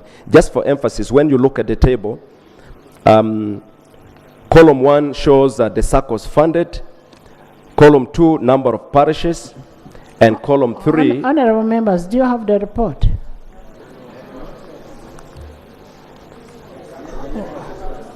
The network is down, but I hope you're following. That in terms of reference 1, approved funds that have been disbursed, that there's a discrepancy of 886 billion that cannot be accounted for. Term of reference 2. Please continue. Right Honorable Speaker, the discrepancies in the data provided by Minister of Finance and Minister of Local Government or the PDM Secretariat is detailed in the table. In total, 10,000, the Ministry of Finance indicated that the total number of parishes that had been given funds is 10,594. That figure is the same when you look at what Minister of Local Government provided. But when you look at the amount indicated by the Minister of Finance, the Minister of Finance indicated 1,058,500,000,000, while the Minister of Local Government provided 1,147,156,176,484 shilling. When you look at the number of households that had benefited, the figures we got from the Minister of Finance shows that there were 787,566 households, while from the PDM Secretariat and Minister of Local Government, 817,099 households had benefited by that time. And the amount disbursed, according to the Minister of Finance, 776 billion 980 million had been disbursed. On the side of the Minister of Local Government, they indicated that by that time, they'd already disbursed 775 billion 998 million 795,274 shillings. When you look at the balance that had not been disbursed in total, was amounting to 371 billion 157 million 381,210 shilling. However, Right Honorable Speaker, the Minister of Finance also provided an MS Excel spreadsheet on PDM disbursement for performance, and the committee observed that the total figures of the amount released, amount disbursed, and number of beneficiaries differed from its own table of summarized figures in the report. Committee observations. The committee observed the following. 1. Some SACCOs still have arrears arising from the 17 million of the financial year 2021-22 that they should have received. For instance, Oture, a 27 SACCOs pending payment under the first disbursement. In other words, these are parishes that never received money in the first disbursement.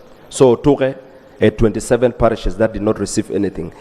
2, much as the SACCOs were meant to receive 17 million each in the financial year 2021-22, the Minister of Finance released less amount, ranging between 7 to 10 million for most of the SACCOs across the country.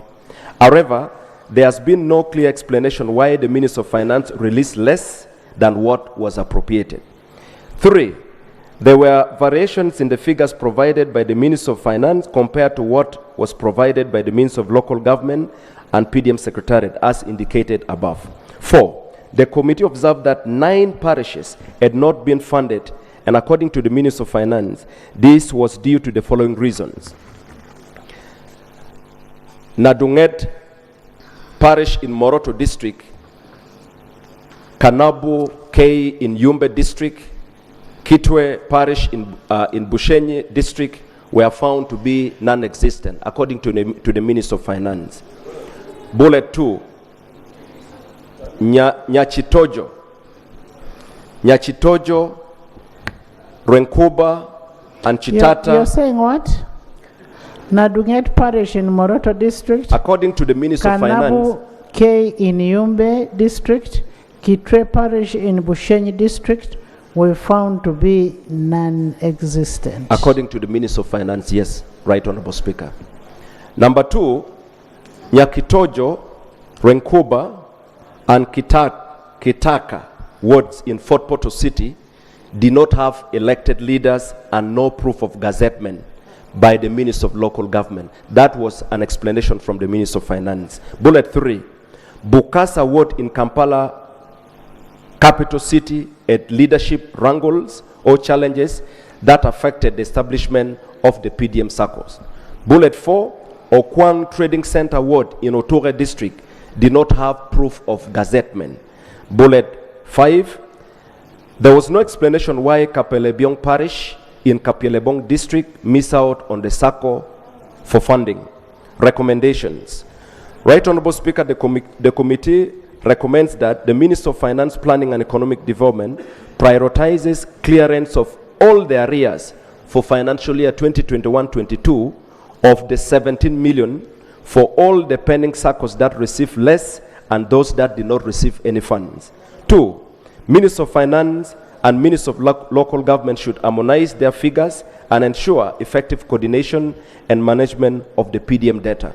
3, Minister of Local Government and Minister of Finance should ensure that all the parishes receive the funds as policy.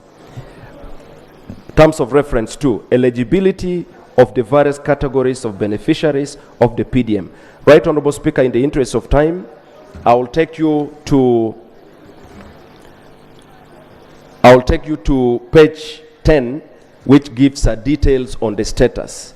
The sub-regions reported that vetting committees and SACCO leaders have ensured that there is proportional access for the different groups. However, contrary to guidelines, some government employees and their families, as well as richer persons, were benefiting from the PDM funds.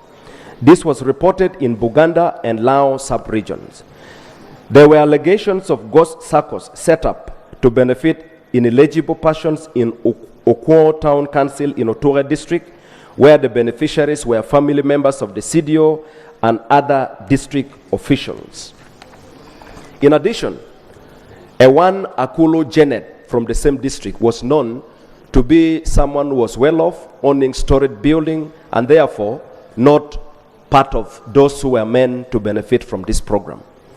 Once reported, the disbursement of 434 million shilling was put on hold. An investigation proceeded, which later on helped in saving government from losing this money that was supposed to go to ghost beneficiaries. In Kole District, irregularities in payment to beneficiaries of Ogwang Achuma SACCO were noted, with cases of suspected unauthorized withdrawal from the accounts. On examination of the SACCO account, discrepancies were noted in the bank statement of the SACCO account in Postbank. In response, Postbank explained that the discrepancies arose from erroneous export of data into Excel by one of their officers.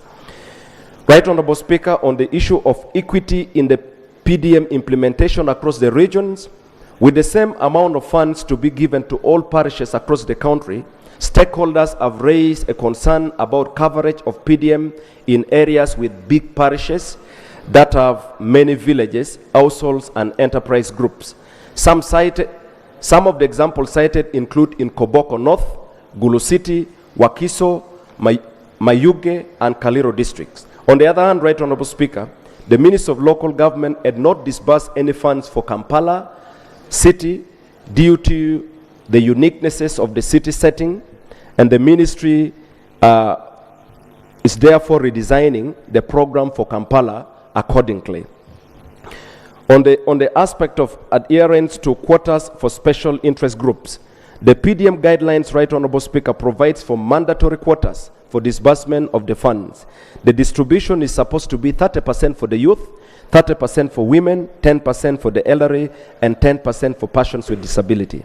Accordingly, according to the Minister of Local Government, the quota system has been emphasized and is being realized. with women receiving the bulk of the money since they are found in all the categories. That is to say the women group, the women category, youth, elderly, and people with disability. All the sub-regions indicated that the criteria were not being fully met, especially in regards to the elderly and persons with disability. In some cases, Right Honorable Speaker, the number of special interest groups in the enterprises were very low. For example, in Podo Parish in Koboko District, PWDs, persons with disability, refused to get the money for fear of failure to repay. That's according to the regional report. Gender issues were also noted in some areas where women were denied funds unless a spouse guaranteed them. Mitiana District had reports of sexual harassment hindering women from full participation in the PDM. Committee observations. Number one, none of the sub-regions was able to present detailed data indicating the categories of beneficiaries from which the committee would have deduced whether the quotas were adhered to. Two, defining the urban poor in cities like Kampala and Lira is a challenge. Three, selecting beneficiaries in areas with big parishes is difficult, causes conflict, and leaves out many potential beneficiaries. For example, Kasubi Ward in Gulu City has a population of about 39,000 people, with over 50% of those in subsistence economy. Four, there were allegations of sexual harassment in Mitiana and reported gender discrimination in some regions, although the details of those allegations were not provided as required. Number five, the committee was not satisfied with explanation given by Postbank Limited in regards to the discrepancies in the bank statement of Ogwang Achuma Sacco in Kole District. Recommendation.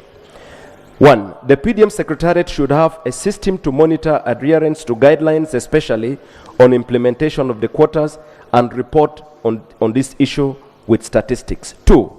Put in place a transparent selection process combined with effective oversight to ensure that the intended beneficiaries receive the funds. 3.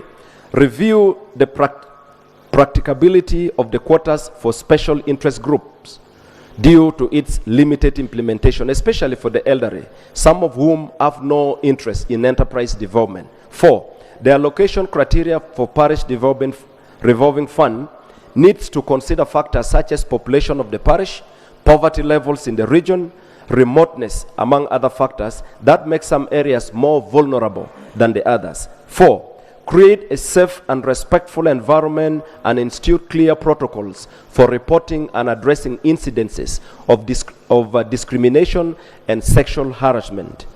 Other discriminatory practices should be reported and acted upon. 4. Operationalize or establish a national call center for reporting incidences or cases related to PDM implementation. 5.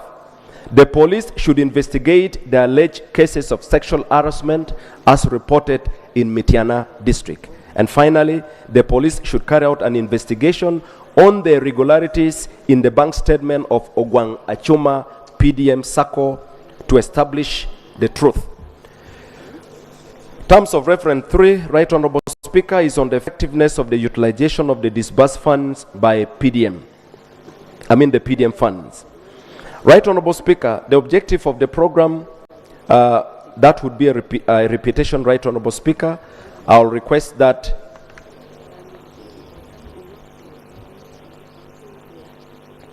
the second paragraph the last paragraph on page 13, the sub-regions gave varied reports about how the funds so far disbursed were being utilized. West Nile, for example, reported that most beneficiaries have put the funds to the intended use, although some beneficiaries use the funds to buy household items with the hope of replacing the money from the activities later. West Nile sub-region reported that enterprise groups have been formed in all the parishes and are engaging in agricultural activities which are doing well. On page 14, Right Honorable Speaker, common enterprises were food and cash crops, goat keeping, poultry, piggery, tree farming, and agriculture.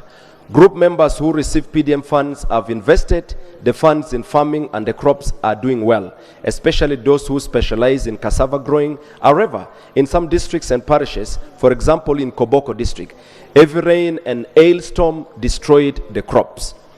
However, in some cases, the timing of the release of funds was expected to have a negative effect. For example, where money for agricultural enterprises came after the planting season had passed.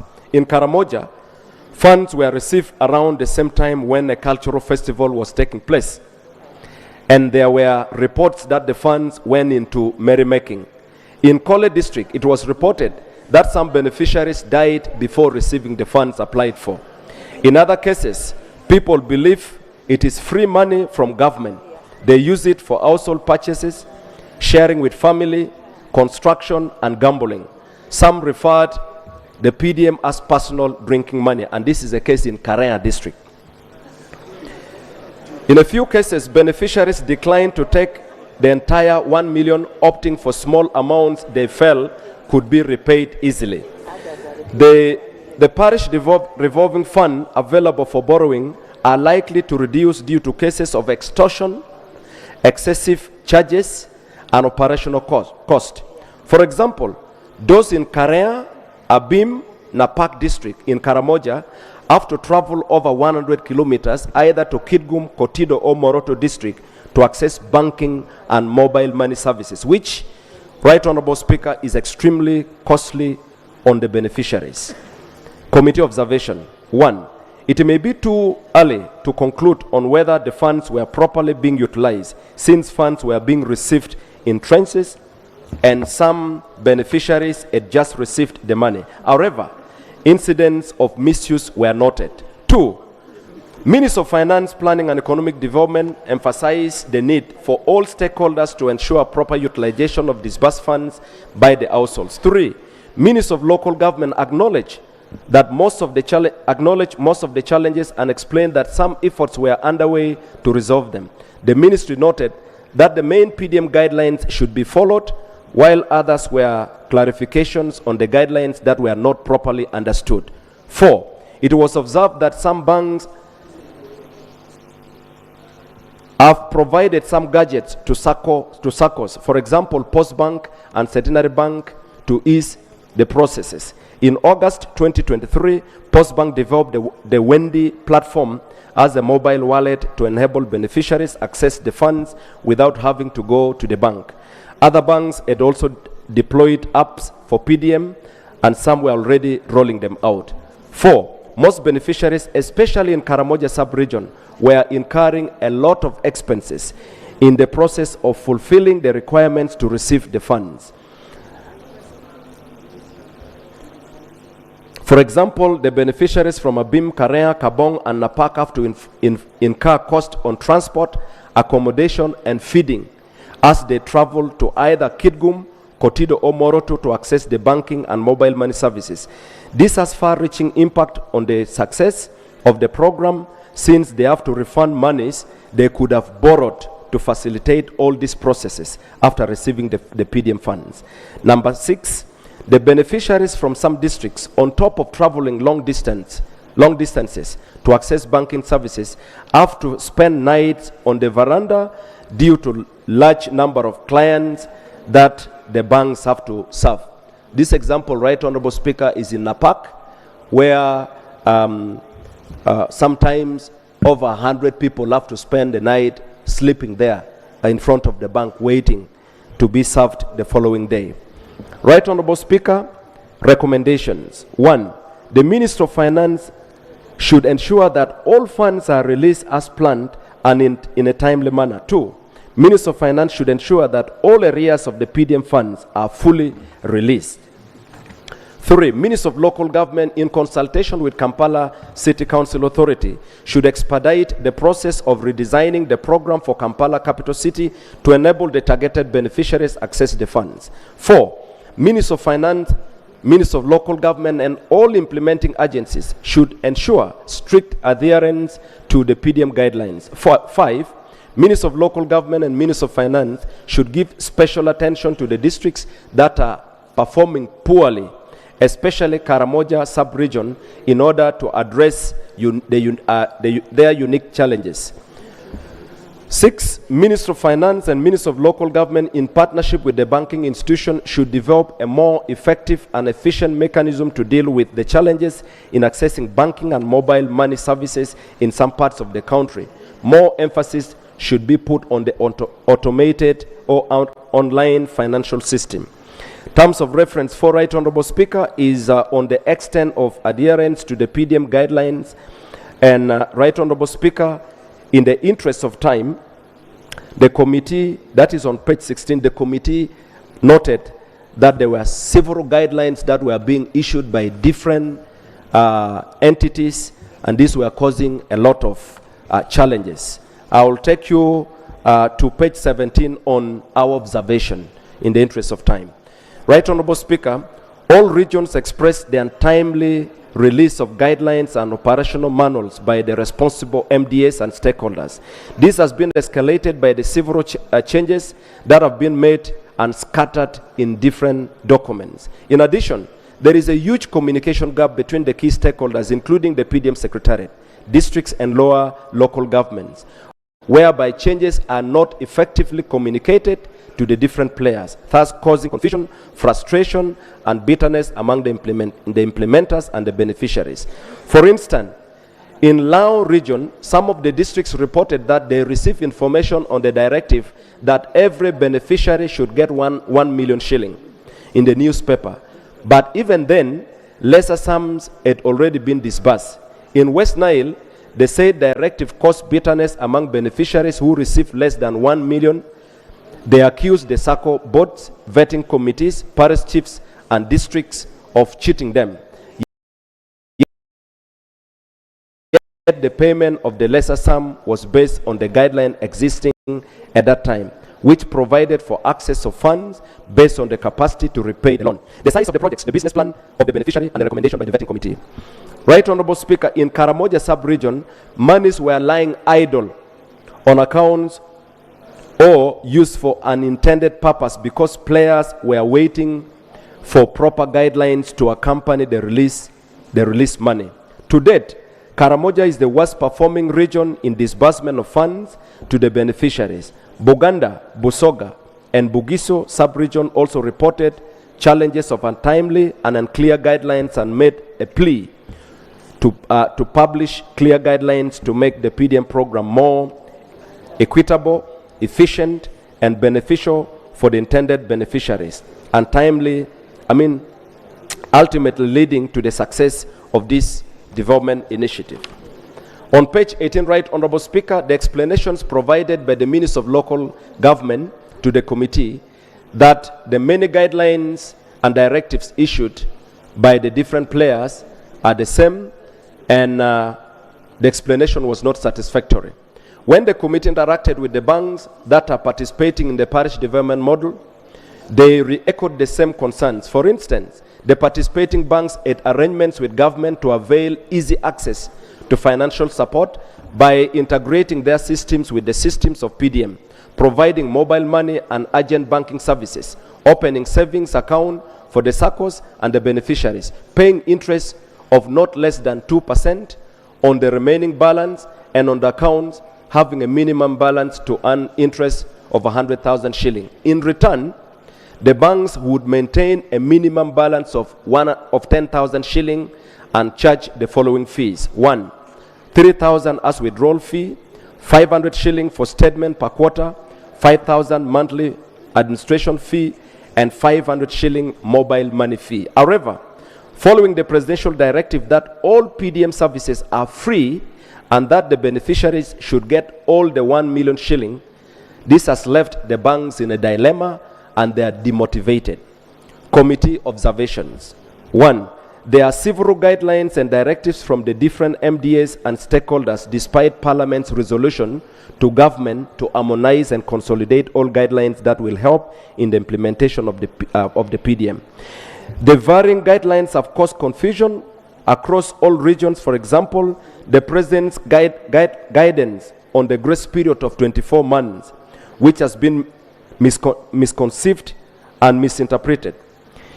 In that, some areas think the 24 months, they have taken the 24-month grace period as having the money without paying it. In other areas, it has been taken as a period within which to start paying. And in other areas, it has been interpreted as an additional period over and above the 36-month payment period. The valid version of the guidelines, if any, remains unclear. Number two, none of the guidelines that have been amended or overtaken by other guidelines or directive have been withdrawn. The guidelines, if not expressly withdrawn before new ones are issued, lead to confusion and increased challenges in the PDM implementation. For instance, in Karea district, the guideline that required that each beneficiary who applies for the loan should pay 5,000 to the SACCO to cater for stationery was not withdrawn. 3. The implementers of the PDM model across all regions have not yet appreciated their mandate under the PDM implementation guidelines. A huge number of the implementers fall short of understanding what the PDM is all about. It is generally noted that the PDM program was not effectively communicated to the masses and was vastly misunderstood. 4. Cognition that banks are profit-oriented entities. They face a challenge of contradictory guidelines that interfere with the opportunity to make profit. Without making profit, the banks may lose interest in supporting the government in the program. Further, banks have opened so many accounts for SACCOs and beneficiaries basing on the prior arrangement with the government. The banks remain relevant in the program if the beneficiaries and the SACCO continue using those accounts and continue keeping them active. However, due to the new guidelines, the beneficiaries are withdrawing the entire 1 million, leaving the accounts empty and redundant or dormant. On the other hand, repayment of the loan will be directly to the SACCO's account, and therefore the beneficiaries' accounts cease relevance from the time the beneficiaries withdraw the 1 million PDM fund. Henceforth, vast accounts shall be rendered dormant in a very short period of time, thus risking closure by the banks. Recommendations. 1. Government should update and reconcile the PDM implementation guidelines into one handbook and lay the same before Parliament within 3 months from the date of the adoption of this report. 2. Government should withdraw and render invalid all the subsisting guidelines and directives other than the PDM implementation guidelines that have been laid before Parliament. 3. Ministers of local government should make PDM implementation guidelines readily available to all key players for easy access of the same by the beneficiaries and translate the guidelines into local languages. 4. Ministers of local government should arrange for training or sensitization and monitoring for all key players involved in the implementation of the PDM model in all parishes across the country. 4. There should be an engagement between the Minister of Finance, Minister of Local Government, and the banking institutions to address the concerns arising from the departure from their earlier terms and conditions with the banking institutions. Right Honorable Speaker, permit me to now take you through the General Committee observations and recommendations. The committee made the following observations. 1. Whereas the PDM fund is supposed to support 39% of the poor in Uganda, the fund is distributed equally across every parish despite the varying poverty levels across the country. The UBOS Multidimensional Poverty Index report of 2022 indicates that at a regional level, multidimensional poverty is highest in the northern region with 63%, followed by eastern region with 45.7%. At the sub-regional level, Karamoja has the highest level of multidimensional poverty intensity. The other sub-regions with high incidences of poverty are Chole with 64%, West Nile 59%, Lao 57%, Teso 56%.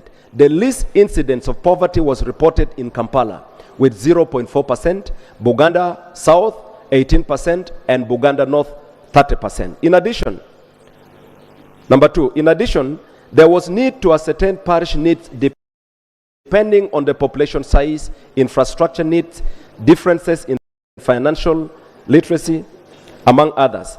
Parishes in the urban settings have high population settlement that cannot be effectively covered with an allocation of 100 million compared to some rural areas that are sparsely populated. 3, a lot of efforts is being put on the parish revolving fund, which is pillar number 3, and that is financial inclusion of the PDM. Yet there are other pillars which are equally important for the success of the model. The interventions under pillar 3 are intended to promote savings and investment by households in activities with a potential for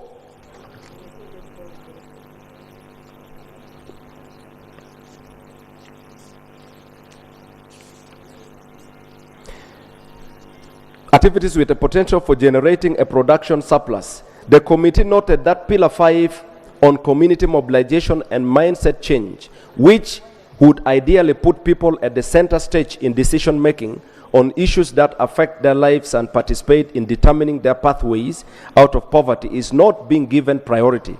This is likely to trigger PDM to suffer the same fate as previous government programs. 4, the committee noted cases of extortion of money by some of the community development officers who demanded for payments as high as 10,000 in order for the beneficiaries to access the password necessary for them to access the system. In Kole district, the committee was informed that CDO collected 5,000 shilling from each beneficiary for loan application to be entered in the system, another 5,000 shilling for loan appraisal, and another 2,000 shilling for beneficiaries to receive the money.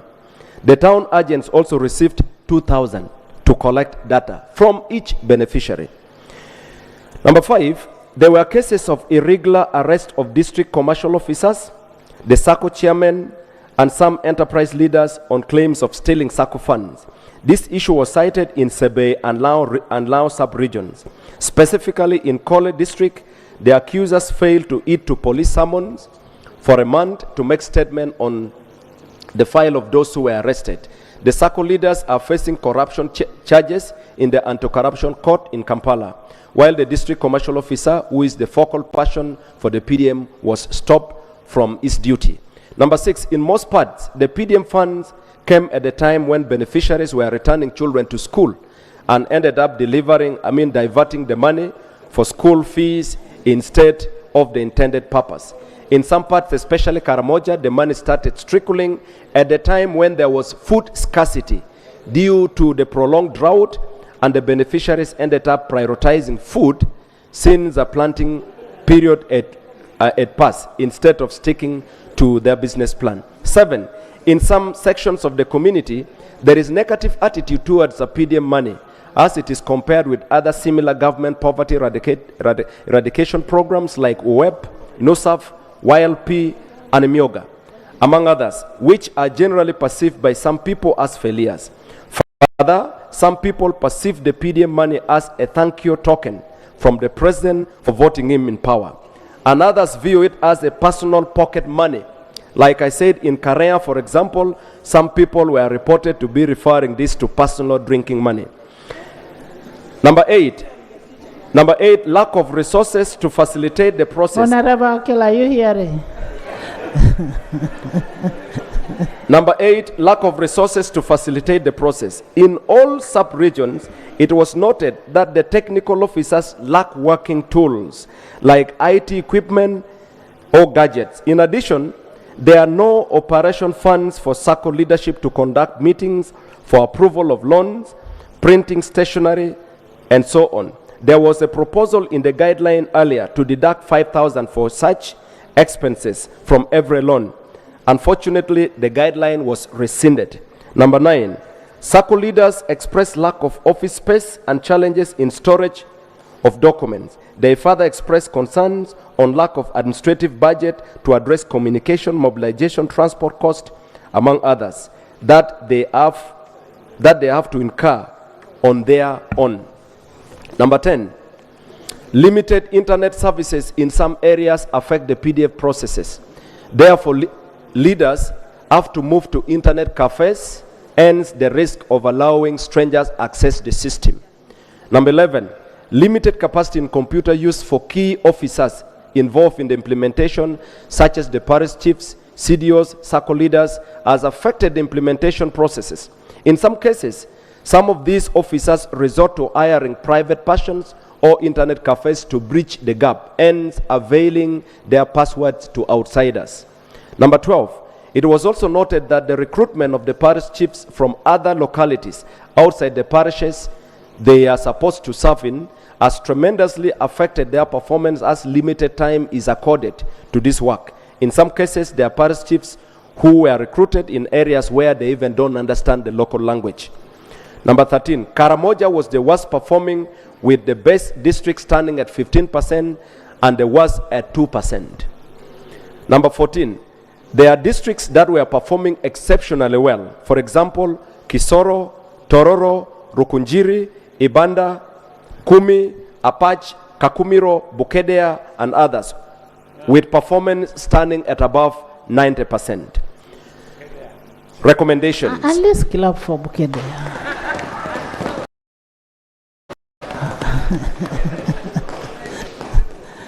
Recommendations. The committee recommends the following, Right Honorable Speaker. 1. Karamoja sub-region should be given special attention and support to ensure effective implementation of the PDM. Number 2, government through the Ministry of Local Government should review the PDM policy to effectively deal with the varying poverty levels and population sizes, among other unique factors of each area, to ensure equitable distribution of resources. 3, the Ministry of Local Government should put more focus on mindset change. The question of mindset change is not only limited to the PDM beneficiaries, but also to the PDM implementers. 4, during recruitment of the parish chiefs, consideration should be given to those who speak and understand the local language of those areas to ease communication and service delivery. 5, government should ensure timely release of the 100,000 shilling monthly facilitation for the parish chiefs to facilitate them in their mandate in the implementation of the PDM. 6, ICT capacity building activities need to be undertaken for both the parish chiefs and the SACCOs to ensure effectiveness. 7, Minister of Finance should provide the PDM monitoring fund of 10 billion shilling to the Ministry of Local Government as earlier planned to facilitate the Ministry of Local Government in the execution of its mandate insofar as the implementation of the PDM is concerned. Right Honorable Speaker, we would like to emphasize that, because without that, the Ministry of Local Government cannot do anything. Number 8, the implementation of the PDM model should be integrated in all government sectors, and efforts should be made to use existing infrastructures in local government. Number 9, the Minister of Finance should ensure that funds are provided to local governments for retooling and gadgets for effective implementation of the PDM. Number 10, all persons involved in fraud and extortion of the PDM funds, including the bank employees, parish chiefs, and civil servants, should be investigated with a view of possible prosecution. Number 11, a thorough, conclusive investigation into the actions of Abore Town Council CDO, the RDC, the LC5, to establish the truth surrounding the alleged illegal arrest of SACCO leaders, and which was allegedly to prevent, with a view of preventing embezzlement of the funds. Right Honorable Speaker, on the terms of reference, terms of reference number 5, to report any other matter incidental thereto and make recommendations for corrective action. Challenges faced by the chairpersons of the parliamentary sub-regional caucuses. Right Honorable Speaker, the committee observed that the chairpersons faced challenges in executing their mandates over their members of the respective groups. Right Honorable Speaker, the chairperson of TESO parliamentary group, I don't know where he has disappeared, struggled more than 7 times, appearing and disappearing before the committee, and he alleged that his members were not very cooperative. It was particularly difficult for some chairpersons to obtain information from their members. Honorable, where is Honorable Kiror?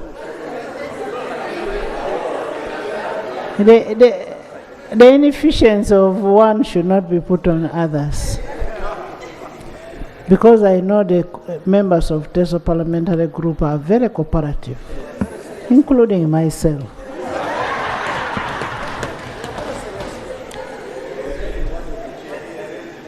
Right, Honorable Speaker, we almost invoked Rule 208 and almost held the chairperson of TESO parliamentary group for contempt of parliament, but we cautioned him.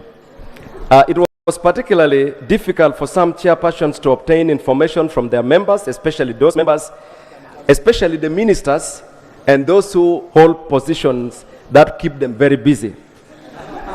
Recommendations. The committee recommends that members of the respective parliamentary groups should cooperate with their chairpersons and support them to perform their tasks effectively whenever they are called upon. The committee is mindful of the fact that these regional parliamentary groupings are not provided for in our rules of procedures of the parliament, and the challenge in ensuring effective participation by all the members. Right, Honorable Speaker, the committee therefore is of the opinion that Parliament may find it fit and explore possible avenues through which these groups, loose groupings or caucuses, may become formal entities with clear mandates, since they prove to be useful in the coordination and strategic leadership at regional level. Conclusion. Right, Honorable Speaker and members, through the PDM, government is for the first time challenging money from the center directly to the common man and woman at the grassroots. If properly managed, it shall be a panacea to the social, economic needs of our people. Much as there are challenges that have been highlighted across the country, there are clear indications that with all our efforts, this program will succeed and Uganda will move to greater heights. This parliament will be remembered for making this possible, and we call upon you, honorable members of this parliament, to take full responsibility and play your oversight role and other roles effectively. I pray that this report be adopted by this House. I beg to move. Thank you so much, Honorable Chair. And I want to sincerely thank the members of Parliament for taking a lead in making sure that the PDM performs, not unlike other programs of government. And as the committee has said, we'll be remembered for it. And we should be remembered for it. We should make sure the PDM must work. And the local person down there must get the money. The money is not for drinking, personal drinking. So I also ask the leaders to go back on ground and talk to the electorates and tell them, look, this money is meant to be a revolving fund and elevate you from the poverty where you are to somewhere. This is what the government can contribute. And if we did that as leaders, this would really help us. And also with the government, stop giving confusing guidelines. Give us the guidelines and we'll follow the guidelines. But when there's inconsistency in the guidelines, you cannot, as government, you cannot give instructions and say banks should not charge any coin. This is what they call management fee. The banks live in liquidity and profitability. You cannot expect a bank to perform the role without charging any minimum amount that is supposed to be charged. These are not government banks. Even if they were government banks, they have to pay salaries. They have to pay rent. So you cannot remove such payments. The 500 shillings, the 3,000, that is management fee for banks. So you cannot operate a bank the way you're operating other institutions. So government needs to, well, Post Bank is a government bank, but we need to grow it. We can only grow it by supporting it and ensuring that they get what they want, what they expected to get out of us. So we are now opening the debate. We will start with Alex. Alex. No, let me first start with disability. All the disabilities will first talk. Thank you so much. Thank you so much, Honorable Speaker. I rise to support the motion for consideration and approval of this report on parish development model. However, Honorable Speaker, as you know, all of us are in a celebratory mood, celebrating the coming of twins. Therefore, I take this opportunity to congratulate you most heartily, congratulate you upon attaining the blessed and most important title of Nairobi. Honorable Speaker, the report is very good. Good and also very, very useful.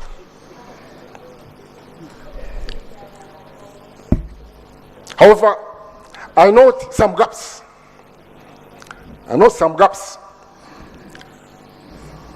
Some points need special treatment because of the inherent dangers. Those time constraints, I beg to focus on two. The first one is handling of gender issues. There is mention of gender issues, but there is no detailed analysis of these issues, and yet if these are not adequately handled, we may get a lot of problems. The second point is handling of elderly persons and people with disabilities. There is some insinuation that older persons and people with disabilities are not interested in this important program, and yet the reality is different. What is missing is the mobilization. What is missing is sensitization. So now, Honorable Speaker, allow me to start with the first point. First point, by making reference to page 12, Honorable Speaker. Second paragraph in page 12 reads as follows. Gender issues were noted in some areas where women were denied funds unless a spouse granted them. Mitiana districts had reports of sexual harassment hindering women from full participation in the parish development model. Honorable Speaker, I have read the recommendations in relation to this serious matter. I am of the view that no sufficient efforts have been made to address the question of gender and the sexual harassment. First of all, I wish the committee had agreed to condemn in the strongest possible terms the instances of gender-based discrimination and sexual harassment. We as MPs must condemn these instances. Whether it's in Mitiana or another districts, we must condemn this in the strongest possible terms. Second, Honorable Speaker, and very important, is for us to have a very detailed analysis of gender-related issues. What issues are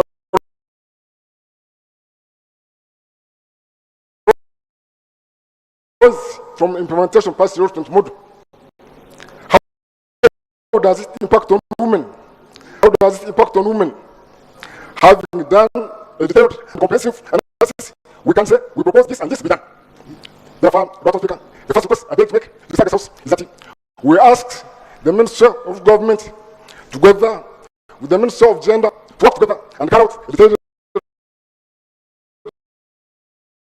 analysis of arising gender issues in the implementation of parish development model. Carry out a detailed and comprehensive analysis, identify the arising gender issues, and come up with solutions to mitigate these challenges. If we are not able to address these issues, there is no way parish development model can succeed. No, it cannot succeed. Second, Lord Speaker, there is mention of sexual harassment somewhere in Ghana.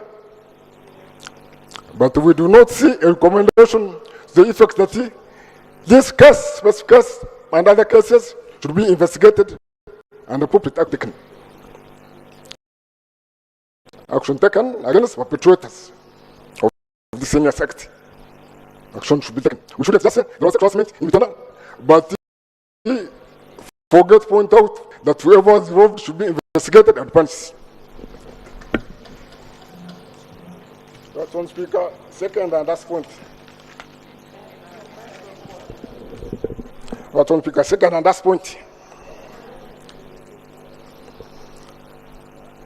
Somewhere on page 11, I would like to quote it. On adherence to quotas for special interest groups. There is a paragraph which reads as follows, and it worries me. It says, the sentence says, all sub-regions indicated that the criteria were not being fully met, especially in regard to the elderly and the persons with disabilities. They said that in some instances, the number of special interest groups in the enterprise were few. They also point out, and I quote it, for example, in the Podo Parish, in Kobuka districts, persons with disabilities refused to get the money for fear of failure to pay. You have said that people refuse to get the money for fear of failure to pay. You have not told us why we are this scared. Why we are this scared? You have not told us what did you do to address their fears.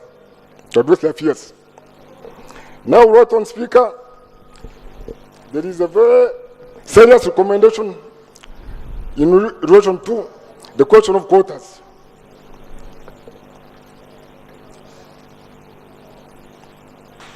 Question of quotas. Honorable Alex, can you wind up? Yes. I'm about 1 minute, right on Speaker. The recommendation says review the practicability of quotas for the special interest groups due to limited implementation, especially for elderly and people with disabilities. They mentioned that elderly persons have no interest in enterprises development. Lord Speaker, the situation we have been running in our constituencies, meeting possibilities and meeting older persons, is that we have not adequately sensitized them. Therefore, we refuse to agree with the recommendation to review the quotas. I remember some people opposed the quotas, but we told them these quotas are very important to us. We told them these quotas are a constitutional command. In relation to the constitutional provisions on affirmative action. So, Lord Speaker, my point is that before we decide to review the quotas, we should first go and sensitize our people. And in this case, we are requesting the Minister for Government and from Minister for Gender to go on the ground and sensitize older persons and sensitize people with disabilities to embrace this very important program. Thank you. Thank you so much. Honorable members, feel free to make amendments on the report. Bring in suggestions, good suggestions, not critiquing the report. I want suggestions on how we can improve this fund. This is our baby, and we must make it grow. Yes. Thank you, Madam Speaker. I want to start from the suggestion that we cannot review the quotas unless we are reviewing to take them higher. Because which kind of quotas? For the women, for the youth, and for persons with disabilities, the 30%, the 30%, and the 10%. Right, Honorable Speaker, unless the review is about making them higher, because whenever there is a marginalized group and they're not given quotas, it's a problem. And Uganda is already on the map for giving quotas in parliament. Quotas is one of those countries that is giving quotas. So my first suggestion is that we might have to review the quotas to make them even more, to give them more percentages. Right, Honorable Speaker, the other one is about, the suggestion I want to make is that this parliament should... I want to read the title of the report again. The report is a review on the report of the Committee of Public Service and Local Government on the status of implementation of the parish development model. I thank you, Madam Speaker. My presumption is that it was passed in determining the quotas. Now we are looking at the real implementation. Did this money reach? How much reached? How is it performing? Do we have value for money? Thank you, Madam Speaker, for the guidance. Madam Speaker, the other one, the suggestion I want to make is about this parliament supporting the Ministry of Local Government in regards to pillar on mindset change. Right, Honorable Speaker, all the challenges that are being cited regarding drinking the money, thinking it's a thank you from the president, is because we did not fully embrace the mindset change. And unless we do that, Madam Speaker, if we run into financial inclusion, but when people are not aware, Madam Speaker, we will not succeed. So I want to suggest that we support the local government to make sure that people are aware, both implementers and beneficiaries. Madam Speaker, lastly, people are saying there are no people with disabilities in their districts or in the parishes. Madam Speaker, everybody here is a representative of people with disabilities. I had someone making that comment on the floor. The five of us here are elected by people from the district and the sub-county, but those people are elected by another structure that starts from the village. So you can't tell me that you don't have people with disabilities in your district. So all of us here are voted by a certain group of people with disabilities, and for someone to say for us, we looked into our parishes and there were no people with disabilities, there were no elderly people. Again, it's about information and communication, and because people are not aware. I want to thank you, Madam Speaker. Thank you. On the issue of mindset change, it is not Parliament to help local government. It is you and me. You and me as the leaders of this country to ensure that we change the mindset. First of all, we need to change our mindsets ourselves. Because some of us even believe that this thing will not work out. This is a casino. Now, let's first change our mindset. Let's first change our mindset that this is a revolving fund. This money should be brought back. People should benefit from this money. And remember, you're representatives of 43 million people out there.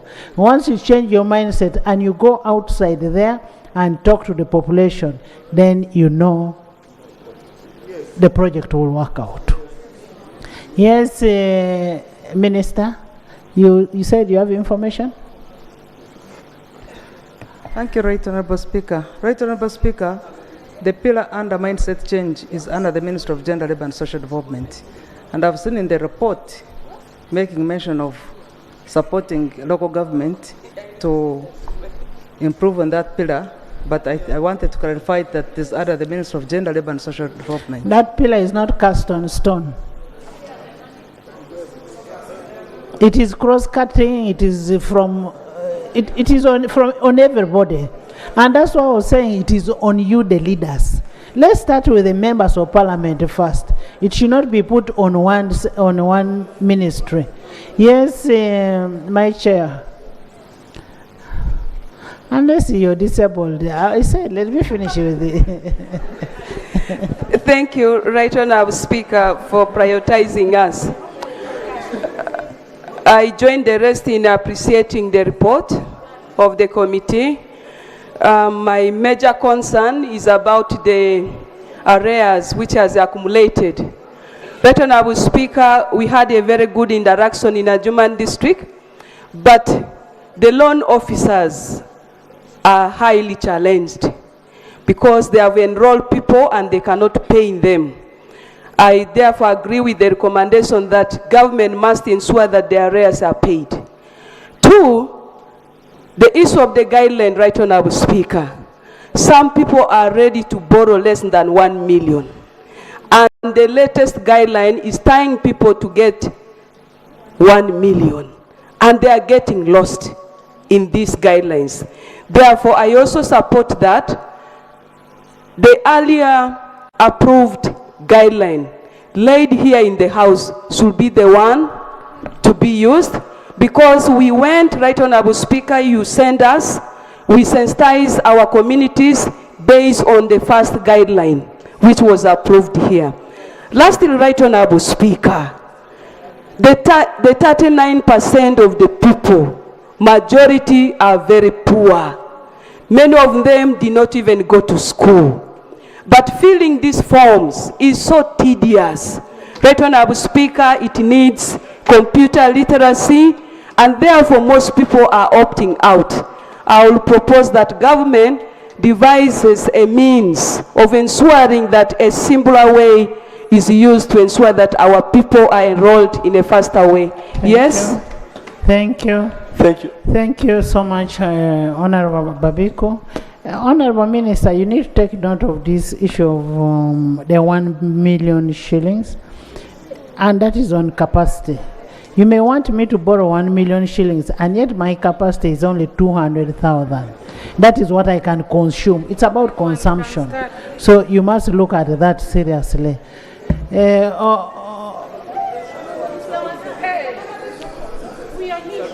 Let me first get a chairperson who is reporting others. Okirore.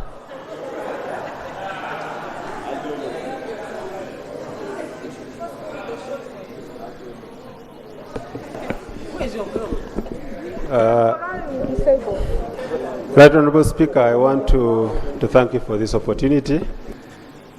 Unfortunately, I had stepped out for a health break before, but I've summarily been briefed on what my brother put across, which I want to... It is not about a defense. It's not a defense race.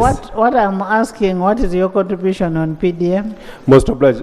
Right Honorable Speaker, first of all, I want to take exception to a certain kind of character, which is not me, but my particular contribution as Teso Sub-Region, we did make a presentation. But what is very fundamental is that there are issues which are cross-cutting. Yes, I can't lie to you that we picked each and every district, but we used the districts that we presented as the classical cases that would use to demonstrate a similar experience, because implementation of PDM in Teso was on all fours in most of these districts. We highlighted very exceptional issues which were distinct to certain areas which we submitted. But the biggest challenge that we faced as a region is that at the further north of Teso, in the districts of Amuria, Katakwi, Kapelebiong, the implementation of PDM was hampered by the fact that we did not have a financial institution such as a bank within the vicinity of the people. So what happens is that people have got to trek to the neighboring districts, which goes up to Soroti, in order to be able to access some of this, which we highlighted, Right Honorable Speaker. So, Right Honorable Speaker, Teso was fully, adequately, and effectively represented in the report presented by the chairperson. Thank you so much. Most obliged. Honorable Minister, you may really have to think about mobile banking. You must deal with the banks that can be able to take money to where the beneficiaries are, to avoid that trekking and people sleeping in the verandas overnight. Yes, Ochen?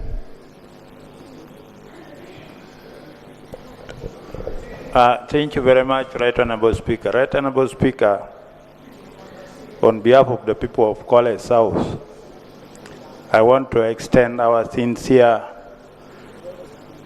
gratitude and congratulate you for becoming Main Rudi. Main Rudi is no longer Min Rudy. Madam Speaker, I want to thank the chairperson for the good presentation on Paris development model. Madam Speaker, my concern is about facilitation. Madam Speaker, in every group that we visited, the cases of extortion is coming out as a result of lack of facilitation. And in some groups, actually, the leaders went as far as collecting more than even 10,000 per beneficiaries. Madam Speaker, I strongly suggest that both the civil servants, the parish chief, the CDOs, and even to some extent the sub-county chiefs should be facilitated so that this program can be handled properly. The guideline is saying the process, all the process should be free. But in the actual sense, if you get into the actual procedure, you will find that there is some money involved. Right Honorable Speaker, worst of everything is that there are some extortion which are beyond, like the circle leaders. You know, the program took a lot of time to be implemented, and some people even lost interest. But Madam Speaker, when they learned that the money came, some people started coming back. In the process of coming back, some were already deleted. And even some people asked that their contribution as registration be refunded. Now, when these people were not there, circle leaders started demanding money to put back even the names that were not in the group. And when money came, when they started distributing money, Madam Speaker, circle leaders were demanding 50,000 from all the beneficiaries, even 100. And these were practically, some of them... Can you summarize? Madam Speaker, my proposal is that the immunity of extorting money from the beneficiaries, those people should be investigated and punished. If we did not, if we did not do that, thank you. Thank you, Right Honorable Speaker. Right Honorable Speaker, I want to begin by thanking government for this program of parish development model, but also I want to thank the chairperson for this report. Madam Speaker, in the report, the chair did mention that according to the report that he got from the ministry, that the person with disability are benefiting in this parish development model. But I want to say that that picture does not represent what is on the ground. Right Honorable Speaker, during the recess, I moved to 17 sub-regions of Uganda, and I met leaders of persons with disability in those sub-regions. But all of them are saying they are not benefiting. Meaning you moved throughout the whole country, because Yes. there are 18 sub-regions, so you moved on 17. Yes, Right Honorable Speaker, but I think I combined the Sebei and the Rwenzori. So you moved throughout the whole country. Throughout the whole country. And Right Honorable Speaker, persons with disability are not benefiting. And they are saying they are denying them opportunity to... You're saying all or some? Right Honorable Speaker, I can say if it is in terms of percentage, like 98% have not benefited. And I am speaking with authority because I moved, the Right Honorable Speaker. Please listen to Umar. What is happening, they are telling them to join other members of the parish, and that has become a difficult thing for them. They are asking families to nominate one person per household. And Right Honorable Speaker, you know, in the household where there is only one person with disability, among 10 members of the family, it is very difficult for them to nominate a person with disability to benefit in that. Others are saying because of the form, that form that they fill, it is a very complicated form with a lot of pages, with a lot of English. Person with disability cannot fill that form. And as a result, they are failing because if they are to help them, they are asking for 30,000, 50,000 for them to benefit, to fill the form. Right Honorable Speaker, in Chigezi sub-region, when I went to Chigezi, there is a woman with disability who even cried. And she cried because they refused her even to join the others in the parish to get that money. And the Right Honorable Speaker, you asked us to give solution on this. The government gave us 10% of the parish development model. And what we are asking, we have our people with disability within the parish. Let us form our circles within the parish and get our 10% within the parish than asking us to join other members of the parish, which is becoming very difficult for them to get what they are supposed to get. I thank you, Right Honorable Speaker. Honorable Minister, take note of that. In most cases, you don't find people who are not disabled comfortable with those with the disability, whereas those with the disability are comfortable being together with their colleagues. So you need to take note of that. Moroto men, then Moroto women. Thank you, Right Honorable Speaker. Right Honorable Speaker, I want to thank the chairperson for the committee for the elaborate report.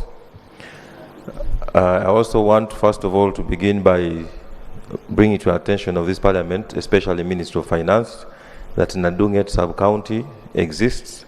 It is in Moroto district. And it has 5 parishes with 60 villages. That is one. And then 2, it is also very clear from the report that almost the entire report is looking at Karamoja sub-region in terms of failures in implementation of this program. It is true that it has been a bit of a challenge because of most of the difficulties that people face in the region. But as leaders, we have tried our best to sensitize, especially on mindset, to inform people that this is a program that is there to transform their livelihood and also to improve the situation in the Karamoja sub-region. The challenge that we face here is mainly on the changes in guidelines, because they're a bit contradictory. Sometimes people are told this, and when they do that, they come back. Then also, they have also been complaining about network. Sometimes they say they are not captured because they never fill the forms, because of the difficulties that they face, because of the literacy levels. Most of the people are not able to understand, so it takes time for them, and they are forced later to actually compromise, which has become a big of a challenge, because when you fail to meet the demands, sometimes they go an extra mile to even borrow money from money lenders. So by the time they get this money, they have somewhere to take it, and they don't have what to invest in terms of what they demanded for. The issue of 1 million is true.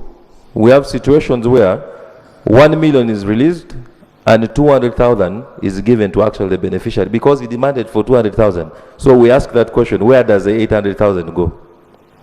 That is what we need to investigate as government. We have tried to pursue, because people are taken to banks, 1 million is released, the owner of the ID who is registered is given 200,000.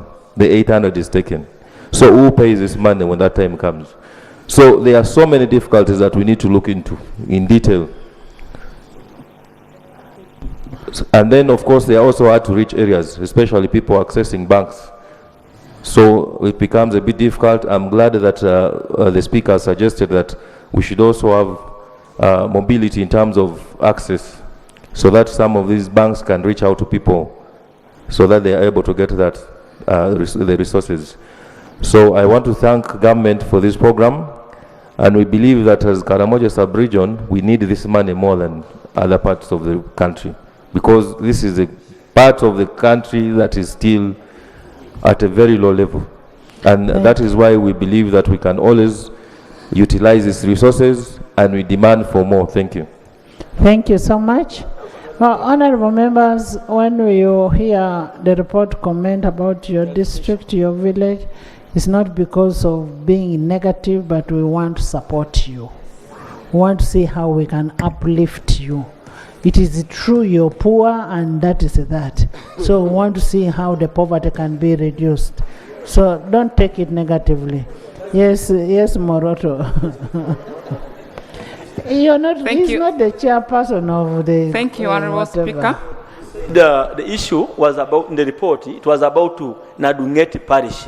So when he was saying Nadungeti sub-county. The two are different. Thank you. The chair is the one to clarify, not the member. Oh, I mean, Chair Caucus, don't hijack the microphone. You are our boss, but yes. Thank you, Honorable Speaker, for giving me the platform.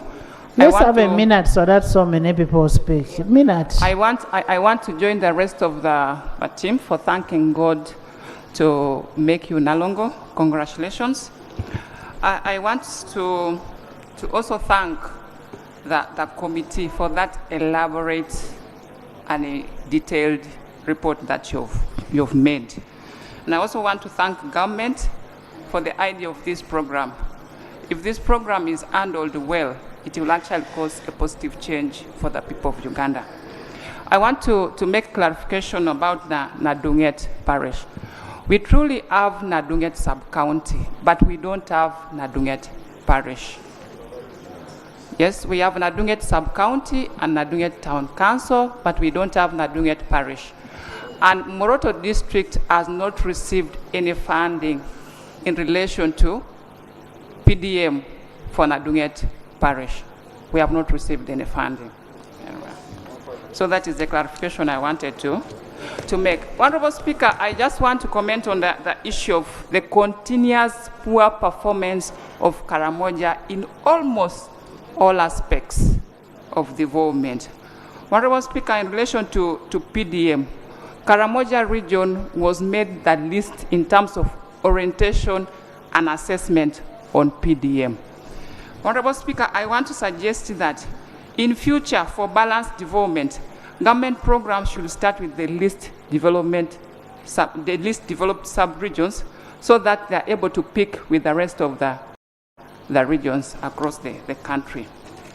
I also want to comment on the issue of orientation of the parish chiefs.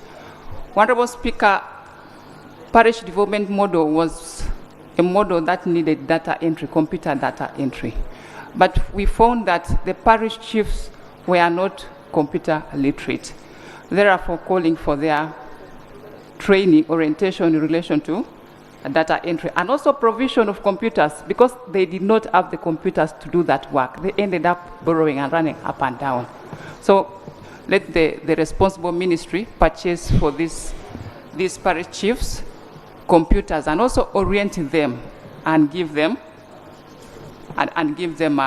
data, because they also wanted data for transmission of information. Those are the few comments I wanted to make. Thank you. Catherine? Pastor? Let's first have that. Thank you, Right Honorable Speaker. I want to join my colleagues in congratulating you upon the title that you've attained. Congratulations. I tried it at one point, but it came out one. I need to consult you, I think. Right Honorable Speaker, allow me to thank very much the chair of the committee for the wonderful report that he presented. It was a very detailed report, Right Honorable Speaker and colleagues.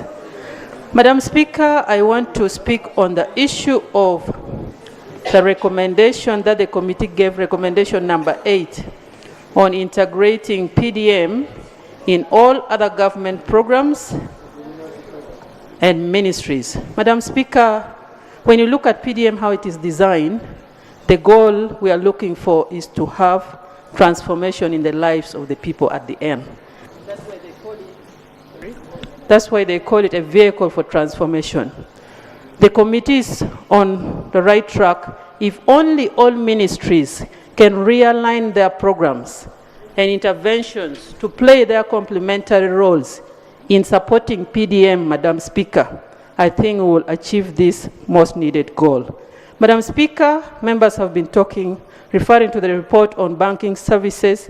There are issues to do with trade that the Ministry of Trade has to take care of for the cooperatives and the formations of the enterprise groups. There are issues of mindset, local government, regarding also recruitment. Madam Speaker, I want to speak on that particular matter.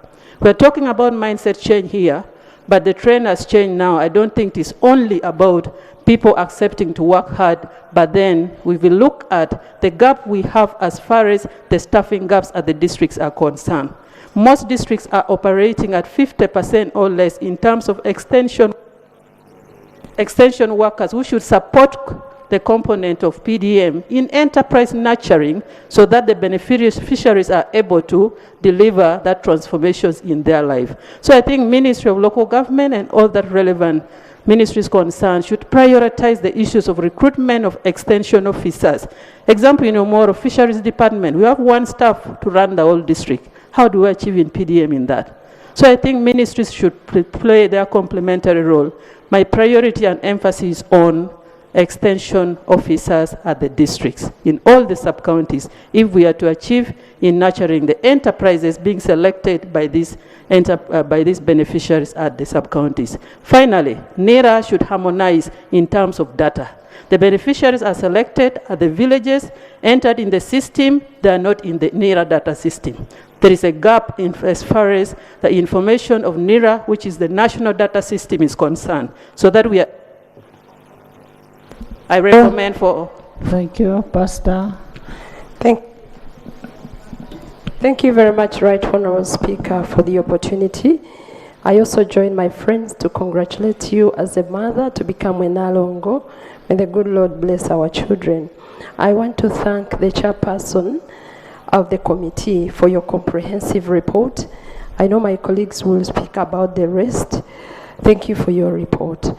I came from my constituency yesterday night, Honorable Speaker, and I talked to, my issue goes to local government, Ministry of Local Government. Kindly, like one of my colleagues said, please work it out to facilitate our civil servants, the CDOs, the chiefs, the parish chiefs, to avoid them to compromise their standards through corruption. Minister for Local Government, Raphael Magezi, I talked to you myself while we were in Chankwanzi. Honorable Raphael Magezi. He's here, right, Honorable Raphael.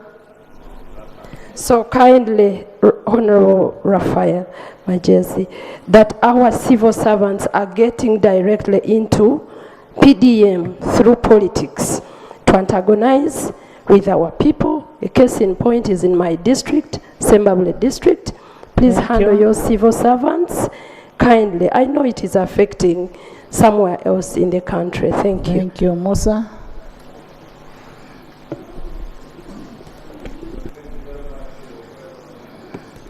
Thank you very much, Right Honourable Speaker, for this opportunity. And on behalf of people of Koboko and my own behalf, I want to join the rest to congratulate you and your family for the blessing of the Lord. Right Honourable Speaker, honourable colleagues, I want to thank the chair for this comprehensive report on PDM. And I would want to make comments on about 2 areas, and then the third one I will do with the permission of the chair to make a clarification on the Port au Paris issue, where the PWD is refusing to apply for the funds, because that's in my constituency. I want to agree with the chairperson on the recommendation of reconsidering the location of the funds for the parishes. I think that is a constitutional matter. It is in the national objectives and directive principles of the state policy, 12, that the government will consider balance. And if you look at the parishes, especially in my constituency, the parishes are so big. I have parishes with over 7,000 people and over 700 households. And allocating this money, getting the beneficiaries, is a big challenge for the parish development committees and the vetting committees, and is actually a source of conflict. I want to agree with the committee that the criteria for allocating the funds should be considered. Secondly, I want to thank the ministry and the government at large for the development of the parish development information management system. I have interacted with that system at the Ministry of ICT and at the district level. The system has inbuilt control mechanisms and is very effective once adopted fully, and it can control corruption. Honorable Minister, I want to thank you. But the system is being failed for 3 reasons. One, the infrastructure to support it. In some of the parishes, you do not have power completely. And the Flora? Cannot. Actually, I'm not the one timing.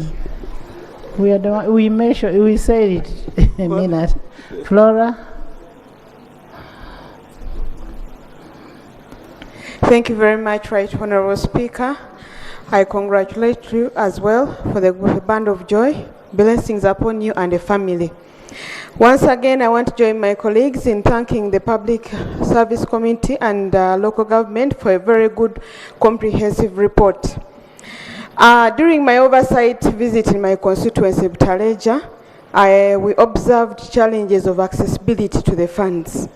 Butaleja, as a district alone, we don't have any single bank. All our voters have to travel to Mbale to access the money. I appreciate your recommendation, Right Honorable Speaker, about mobile money banking, but even those who can go to the banks. I am not saying mobile banking. Yes. You know, like post bank, mobile banks. Yes. Yeah, mobile banking. It's different from what you're saying. Yeah, thank you so very much for that correction. For those who can access, well, at the bank, there's a red tape involved, making them, some of them, be frustrated and having to spend a lot of money for the long journeys and sleeping on the roads or the long queues. So there is need to engage the banks more to provide a very fast-tracking service to avoid the red tape. But the other issue we found out is the database issue, the ICT. ICT needs to come in handy so that information is shared effectively and flow of data. I thank you. Sylvia Onen.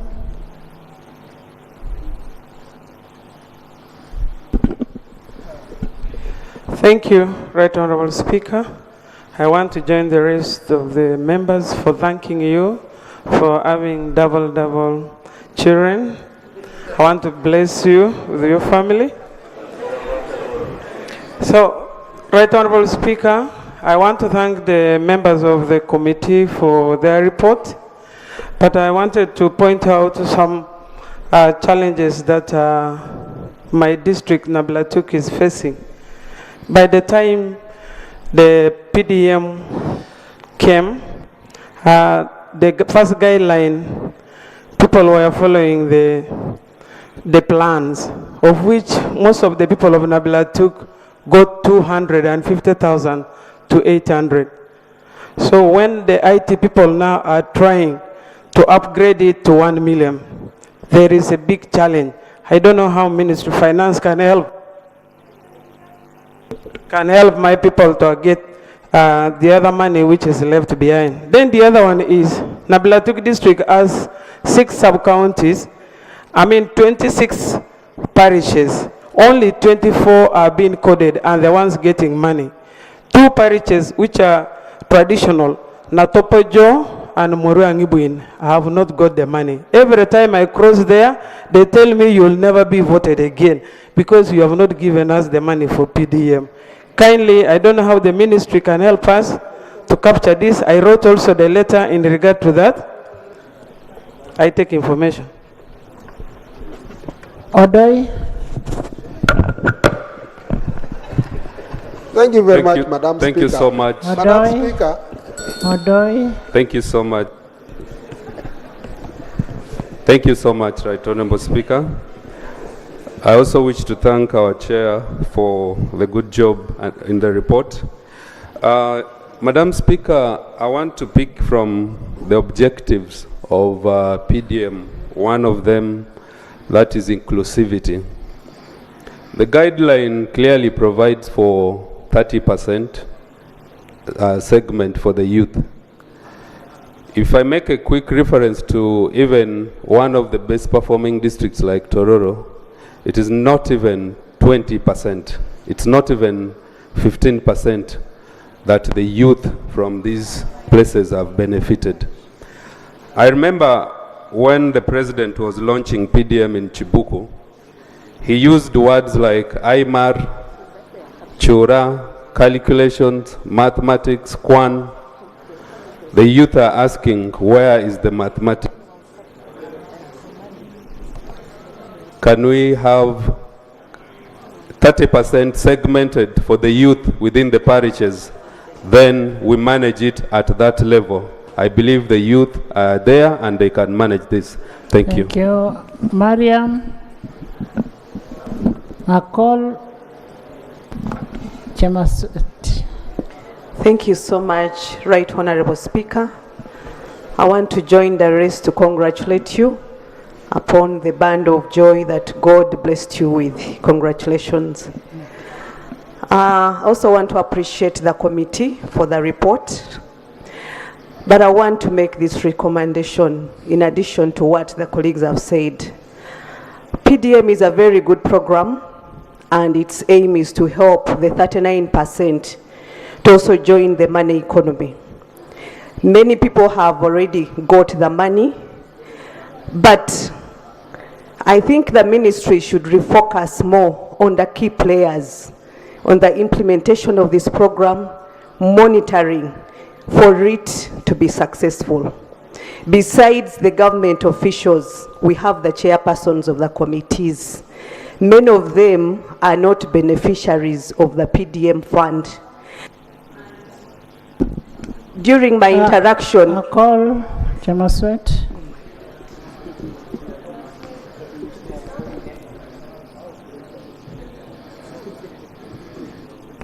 Madam Speaker, being the chairperson of a sub-region, I request for some minutes, please. Madam Speaker. Members, go to the point straight. Don't go into meandering. Madam Speaker, first and foremost, I thank you for emphasizing the issue of the mindset change. Because the problem we faced as a chairperson of the sub-region, some members of parliament were telling us, I am not even interested in Paris development model.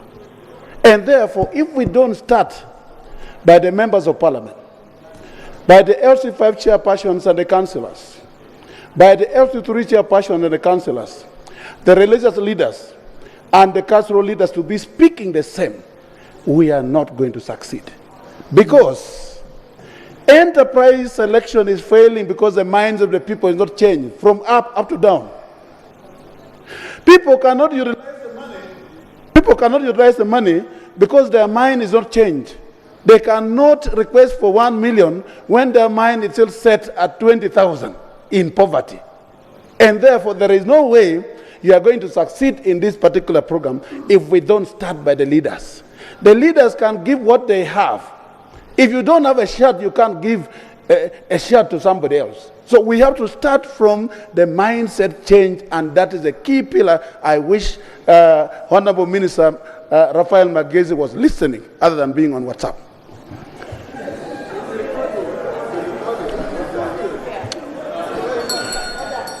Right, Honorable Speaker, the other key issue that I think governments should take seriously, the other key issue that governments should take seriously is sensitization.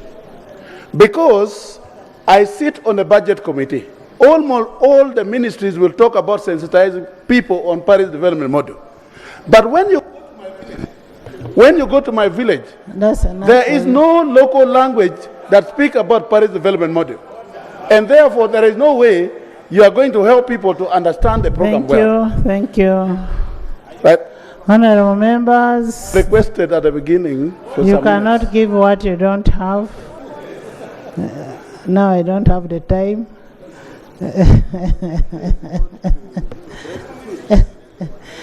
Honorable Chemaswet. Thank you, Madam Speaker. Rukungiri, Napach, Napak.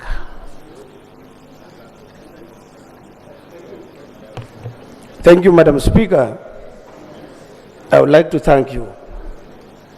Madam Speaker, I would like to deviate a bit from the discussion of the members, but of course augment it this way. Is it about PDM or CDF? Or what? Is it about PDM or CDF? Is it about the law or regulations? And do we need the law on PDM? And who should be the patron of the same PDM? Yes, members have gone to the ground. They are observers, but they are not participants. And therefore, we don't need the regulations. We need the law. And we need the patronage of members of parliament in this PDM. We need to help me a bit. We need 2.5% of the total revenue collected to be allocated towards PDM. And the law must provide the stakeholders who must participate in PDM. And the critical person in the participation of PDM must be the member of parliament, including the community development officer, the chiefs, and the rest of the government officials in the district. Madam Speaker, I say this, looking at the countries that have participated in CDF, Constituent Development Fund, like Kenya, of course. Look at India, Constituency Development Grant. You've moved away from Parish Development Fund to a Constituency Development Fund. Constituency first it. I understand when I hear my member talking like that. I understand. Yeah. I understand it's the season.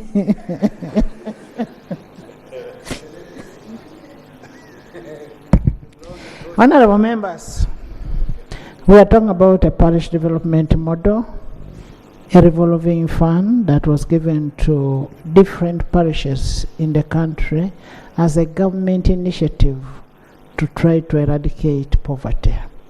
And why it is at 39% because of the money that we have. We are not talking, and we have said as members of parliament, you're directly involved. You are the leaders. You are the ones, you are the voice of the voiceless. Even when you're discussing about PDM here, you're involved. When we talk about mindset change, you are involved. You are the one supposed to do this. So the issue of CDF is different from PDM. The CDF, we shall discuss it somewhere, not here. Okay? For now, let's discuss the PDM. Thank you, Madam Speaker. What compelled me to do that, and I appreciate really the effort that you have, the advice that you have given me on the question of PDM. I was only trying to look at it this way, that it is only a replica of CDF in other countries. No, it is not. It is not. It is not. Honorable Polot, you went for benchmarking on CDF. Can you give us information? Just give him information. Honorable, I thank you, Right Honorable. I would like to inform my colleagues, the word is clear. Parish and constituents are two different things. This is from government direct to the parish. And with the constituency fund, it would be at the leadership of the constituency MP and a development fund committee. And that's how that one runs. And it's an amount directly pegged from the local revenue. the tax, a percentage of the tax. But this one is direct for parish. So let's discuss what we are in before we look for another Madam time. Speaker, I would request you to give me time, probably another time, to make a write-up, a paper, on the question of PDM with the comparison to CDF, and on the question of its management, and on the issue of the law, so that I can circulate it to members for them to understand and appreciate. We will appreciate your paper. And one thing I want you to understand, by the time we made a decision to go for PDM, not CDF, there was a thorough study. We were going to have a CDM, but because of the study that was carried out, we now decided to go for a PDM. Rukungiri. Thank you, Right Honorable Speaker. I also would like to congratulate you upon your new bundles of joy, and I wish you good luck. I want to thank the chair and the committee members for the report. I'll go straight to the point, and I will agree with the observation they made about the leadership challenge. I will mainly stick to the parishes. When I went for oversight, especially in my parish in Rubanga, that's Uyanja sub-county, Rukunji district, I realized that the leadership has got a challenge of changing the parish chiefs and the CDOs. Rukunji, this is a very big problem. In my parish, a parish chief does not last more than 3 weeks. After 3 weeks, we have a new parish chief. We have a CDO changing them almost in a month. They are changing CDOs in the district. When you ask them, they say that maybe they are incompetent. If it is incompetence, why don't they remove them? Why change them to different parishes and then different sub-counties? This hinders PDM, and when the new parish chiefs come, they say that maybe they've not received the forms, the reports of the members, and it is delaying disbursement of these funds. I kindly ask you, the minister, please look into this, liaise with the cows so that they can stop this challenge. Thank you. Thank you, Right Honorable Speaker. I also join colleagues in congratulating you for getting twins. Right Honorable Speaker, these are my comments on the report that has been tabled here. Now, one, on overcrowding of banks, this is my suggestion, that if only the banks can communicate to the beneficiaries how many beneficiaries they are able to handle that particular day, because that will avoid beneficiaries leaving at dawn, coming to the banks, and then they stay there, they spend a long time there, and then they leave very late, because that money should also be protected, because it can be easily grabbed in the night. Right Honorable Speaker, many of our beneficiaries don't know English, they don't speak English. So I do not know what progress government has, reached in translation. Then lastly, Honorable Speaker, there are parishes that got less money. What is government doing?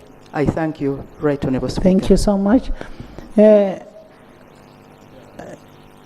Honorable Minister, what Honorable Apache is saying, the scheduling of banks, those days, those good days when I used to be in the bank, you'd say salary earners are going to be paid on Saturday. You work extra hours for you to be able to serve these people. So if they can be, they can make a timetable for these people to be served. That would be better. Calling them may not be easy, because if you get somebody from Nadunget, deep down there, I may not even be having a phone. Get somebody from Karenga, the network may be bad, so it may not be easy for you to get that person. So can we have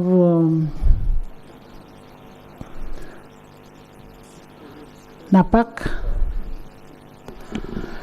Right Honorable, I thank the committee for doing an excellent job. I only have the following 3 additional recommendations that I wish to add. 1, that the PDM Secretariat spearheads the harmonization of guidelines and the numbers so that before they are issued to the public, there is one source of information to the public so that we don't have different numbers and different guidelines. Number 2, on the issue of the non-existent parishes, I propose that the Ministry of Local Government does a physical verification of all the parishes in the country, because the number of 9 might not be exact, and then other government programs could also be affected besides the PDM. A physical verification will do this country justice. Number 3, that the government chooses the other alternative of paying those districts that cannot have a bank. Thank you, Right Honorable. That the government considers an alternative method of paying those districts that cannot attract a commercial bank. The commercial banks might not see economic sense putting money to a distant sub-county or distant parish, but there we have local government structures. It's okay to also risk and pay through those ones where there is no commercial bank. Thank you. Thank you. And maybe the other one would be the Minister of Local Government together with the Minister of Finance should harmonize the inconsistency on the difference of 886 million that is missing. Yes, Emma? Thank you very much, Right Honorable Speaker. I want to join my colleagues to congratulate you upon being a Nalongo. I know as a mother, to have them is not easy. It's not a cheap thing. May God bless you. It's about serious That's work. why you should release me to leave early. For real, for real. I want to thank the chairperson of the committee for the detailed report. And to go straight to the point, I want also to put it across that when you look at most of the areas, the regions, let's talk of the mountainous areas. For example, Sibei, maybe Kabale, Hoima. I guess the greatest challenge is to do with money. So I want to support the idea that the Right Honorable Speaker has put forward on introduction of mobile banking. I know it will help the old, the people who cannot speak English. If services are brought closer, the queues at the bank will be reduced. For the district that I come from, that's Queen. To be real, we don't have a bank. So I would be the #1 person to request that the mobile banking system is put in place so that the PDM can be an effective project tomorrow. I thank you, Sana. Thank you.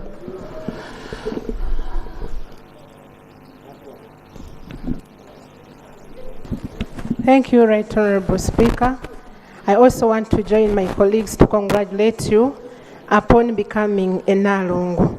I want to take this opportunity, thank the committee for the well-detailed report presented to the August House. Right Honorable Speaker, I want to address myself to the over-increasing areas of the parish development funds. It's true, even in my district, I have a parish that is Kamira Mpango Parish in Kalongo Sub-County, Nakasongola constituency. It only received 1 quarter, totaling to 25 millions. It's now missing 3 quarters, totaling to 75 millions. I therefore want to request the Minister of Finance, Planning and Economic Development to please consider these areas so that our people can really enjoy the benefits of the parish. I beg to submit. Thank you. Rose, not you. Thank you so much, Right Honorable Speaker.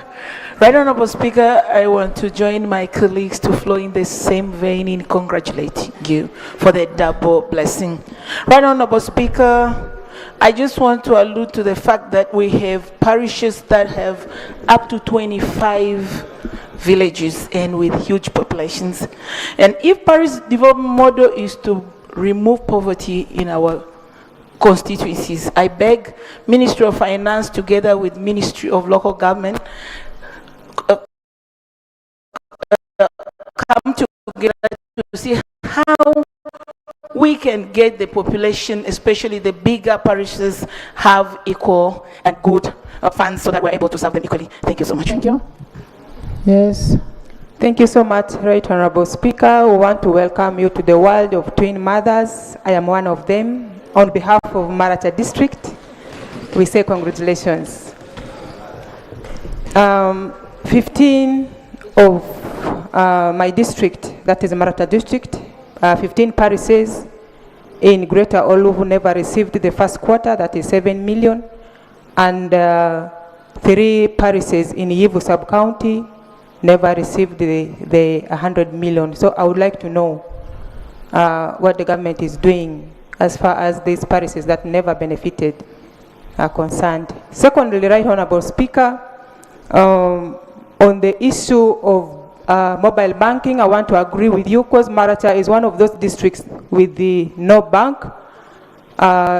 Many of our beneficiaries spend nights in either Arua or Koboko in order to access.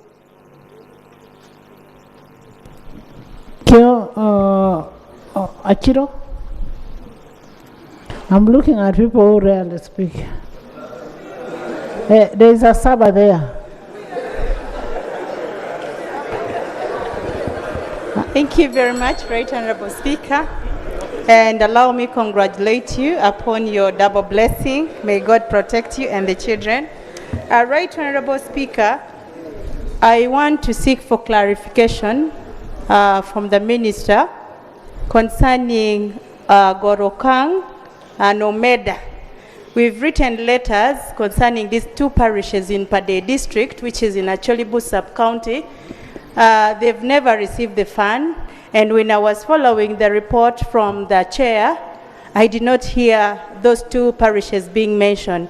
So I would love to get that clarification because my people are really on my neck and they feel they are not Ugandans now. Yes, because they've missed out and people are already using the fund. Right Honorable Speaker, on way forward, what we can do to mitigate the challenges people are meeting in maybe opening bank account. It's good to follow the idea of mobile banking, but we would rather request the government to make arrangement with banks so that they have rotational movement in sub-counties, such that people can be extended for the service where they can go a walkable distance. That is what we have just said. We need to have mobile banking. I am speaking from the knowledge of, I used to be a banker for 12 years. Honorable members, when you look at the report, it says 133 parishes have not received money, and then 18 districts. You need to check your record. Asaba. Then Katenya. Katenya is one who says, I don't give him. Thank you so much, Right Honorable Speaker, for the opportunity. Allow me, Right Honorable Speaker, also take this opportunity to thank you and congratulate you, and also congratulate Honorable Magogo, whom members are not congratulating. Yes, it is very, very important. Right Honorable Speaker, I will go direct to the point. First of all, in my constituency, there were some irregularities in the parish development model, whereby you could find these people who were working on parish development model could sneak in other people on their own, so that if that person is paid, then he gets a share. However, the RDCs and other leaders in the district, they are trying to handle that matter, and it is being minimized. However, I have an issue that I want to bring to the attention of this parliament, that this parish development model is really a very good project that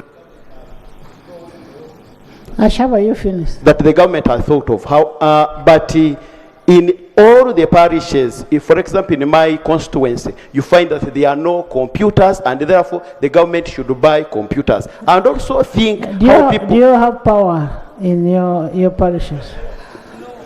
No, I'm just asking. Actually, most sub-counties don't have electricity. We should also think of electricity and computers in most sub-counties because all this information is done at parish level, and you find that these parish chiefs are getting money from beneficiaries because they want to go and hire computers. So if we can put computers and power, that work would be done. Thank you, Ministers, we talk about the computers, we need to have power in those villages. It is also a fact that most of the parishes in the country do not have power. So that should be taken into consideration. Katenya, and then... Yeah, thank you, Right Honorable Speaker, for giving me this opportunity. I also congratulate you for having brought for us twins who may be members of this house in the future, given your traits. I do congratulate you so much. Right Honorable Speaker, on the issue of PDM, like in my constituency, one of the biggest challenges which has been faced by the residents and which has made the RDC to arrest many people is on the issue of computers, which he has talked about. I think the guidelines concerning the provision of those gadgets was not very clear.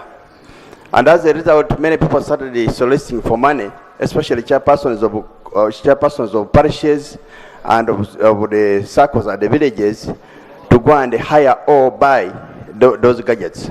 I would urge the government, instead of leaving that issue to banks, they should be in a position to buy computers and give them to sub-counties so that it can easily work. And that's one of the reasons why money delayed to be dispersed in most parts of the country.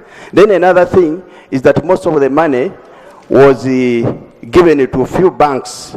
You realize that, for example, in Bulambuli and some parts of Mbale, money was given to DFCU Bank and leaving other banks, and DFCU did not have enough money power to disburse the money in time. But Post Bank did a very good job. So I would think that districts should be in a position to distribute money equally to all of the banks instead of keeping money in one bank. So Sentinel and Mbale didn't get the money? They got, but the DFCU Bank had laid because they had too many bank accounts from all the districts in the region, including Teso, Bugisu, and some parts of... No, don't put Teso. Teso is doing very well. Yes. I want to thank you, Right Honorable Speaker, and I also want to congratulate you. Thank you. After that, Honorable Goli.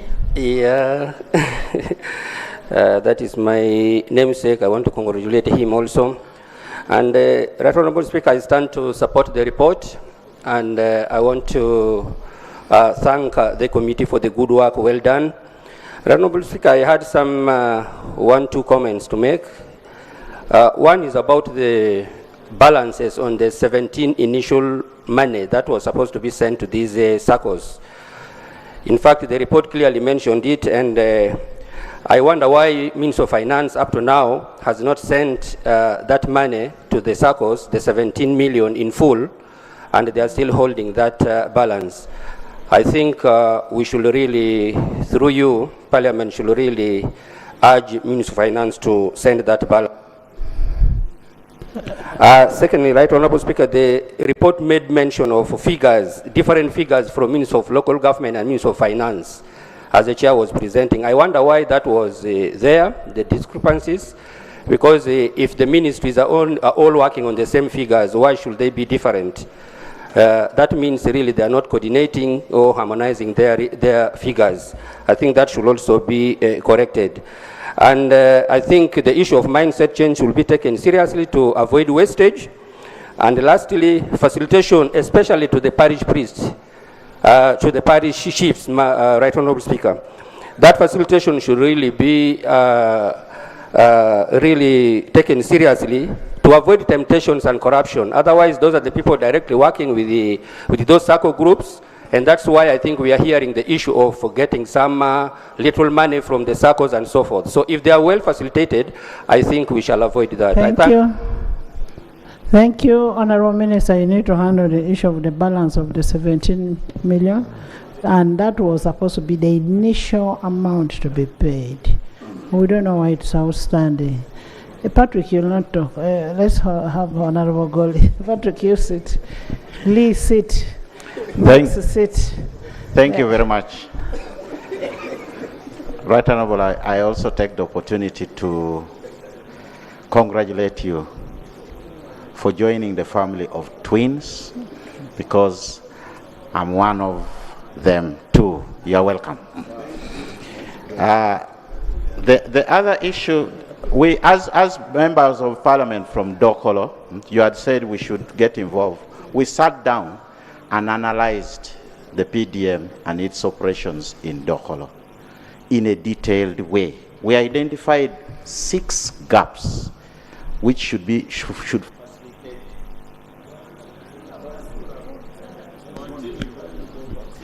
identified 6 gaps, but given the time challenge, I would want to mention one major one. The parish model is designed in such a way that only government provides the resources. It should be designed in such a way that it attracts so many people to invest into this process. If government invests 1 shilling and you have designed it very well, you will attract 9 shillings on top of that.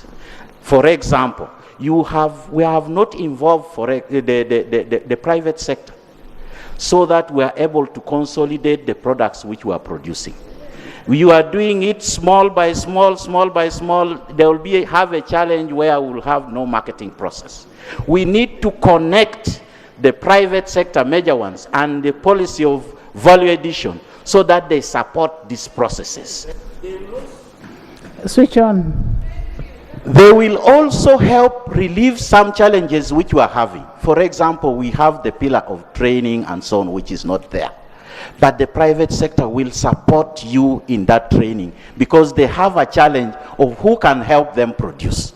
So if government has given this money, then we can build on to that. The other issue is groups. In Dokolo, we found out that if you look at a circle, which has, you are giving 100 million. This 100 million, then you give individuals 100 million, 1 million, 1 million. They cannot use it properly. You need to choose few enterprises so that the power of group management will not allow them misuse that money while they are connected to a market.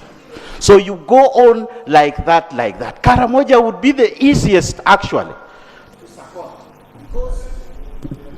Because they live in Manyatas. Now when you live in a Manyata, there's a product they clearly know, which is to do with cows. The issue which should be done, connect them with a big, good buyer of beef, then come and work on the issues collectively. Honorable Pair, this is not a national theater. Yes. Connect them so that you are able to say in a Manyata, get a solar powered pump for water, put feedlot, get better breeds of cattle so that you are able to produce good quality beef, and Karamoja will be the one to provide us this beef. You go step by step. You have to work on pasture like Karamoja. They stay in Manyatas, but the whole of that land can be used to develop pasture. Thank you. Apea? Paper. We have written the paper. Apea, you've written the paper? You can. I actually gave to... Okay. Apea, Avuru. Mujungu, you're back. Then we can have Mujungu. Thank you, Right Honorable Speaker, and apologies that I'll be talking while sitting because I'm indisposed. I want to in a special way thank you. Now you're struggling for a chair of disability with the disability. Thank you, you better recover. Right, thank you, Right Honorable Speaker, and I want to thank you for saving my life. I wouldn't even be sitting here, but maybe somewhere else. Thank you for allowing me to exist. I want to add my voice on the effectiveness of PDM. I've heard ourselves and colleagues talking about the money. We want to thank government for giving us the money. But how are we going to help our people use this money to achieve its ultimate goal? My honorable colleague Ogwal has mentioned it all. My contribution is one, that I would want to hear what the Ministry of Local Government, in collaboration with Ministry of Trade and Ministry of Agriculture. Money has gone into communities, and communities have made the best use of the money. But after next year, what next? Where is Ministry of Agriculture in mobilizing communities, in selecting the right enterprises? And where is Ministry of Trade to link up these enterprises in our different parishes to the market, so that the next time we are coming back here, we are coming to give how much revenue our different parishes, sub-counties and districts have contributed. I think that is the discussion that we needed to be having after money has already reached the few hands, before we even start thinking about who has not got and who has got. The impression we have left in the community is that this money is actually meant to be. Thank you. Avuru Mujongo, the Minister. Thank you, Right Honourable Speaker. Right Honourable Speaker, I also want to address my mind to the effectiveness of the parish development model. And I want to particularly single out to speak about in areas of sustainability of the program. Right Honourable Speaker, a couple of us here have spoken about the operational challenges. Money has already gone in our communities. The beneficiaries are now using the money. But we must be asking ourselves, how sustainable will this program be? And because the money in some circumstances has already delayed, and therefore most likely it's going to be there's going to be diversion, and therefore a challenge in repayment. That must, the ministers concerned, 1 minute, must now begin to address our mind to the sustainability of this program, how best we can recover, and how we should be mobilizing the beneficiaries who have now received the money and utilize them, and soon are going to recount the gains from this disbursement that they've received, by encouraging them and promoting the saving component, so that as other people are waiting within the circles, they can mobilize savings and address the poverty challenges of the people in our community, while government pool resources to serve the other people remaining. Without addressing our mind to the issue of repayment and savings, we may not recount or get the gains of the effectiveness of parish development model as intended. That, I thought, is something that we must now begin thinking of, since the money has gone in the community. Thank you. Mujongo. Thank you, Right Honourable Speaker. Right Honourable Speaker, like my colleagues, I want to congratulate you for the God's blessing in making you Nyabahasa. Nyabahasa means no longer in my region. Secondly, I want to appreciate the comprehensive report by the chair. Right Honourable Speaker, I want to report that much as the report has indicated many challenges, and one would say there is a lack of facilitation for this, lack of facilitation for that, I wanted to propose to the minister that they should prioritize provision of data for the processes to be facilitated at the parish level. Well, that's a major impediment for beneficiaries to access the money. Secondly, Right Honourable Speaker,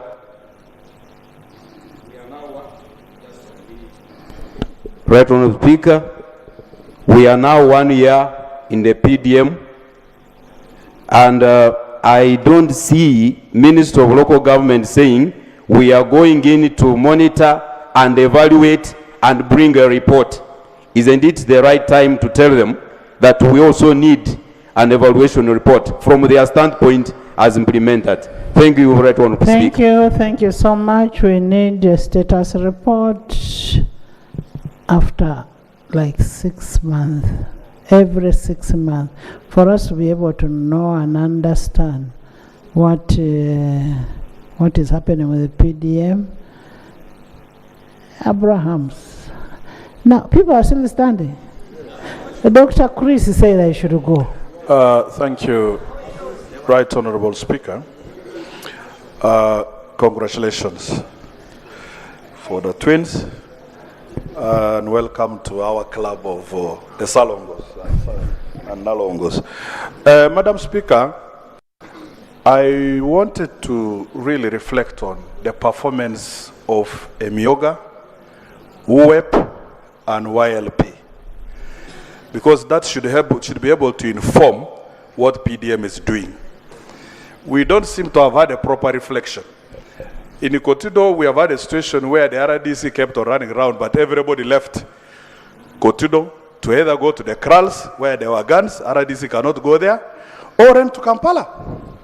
What is going to happen to the question of sustainability in terms of PDM? Which right structure is in place to do recovery? You have seen how the bank struggles. How much prepared are we? Because if the recoveries are not there, then there will be no revolving fund. Two is what my brother of Dokolo actually has brought. Some of us have been thinking that Karamoja is being crowded to a Uganda which already has understood money. Just imagine that you are getting some woman in the village who has never handled 1 million shillings. How would you expect her to behave in the village? Priorities will automatically change.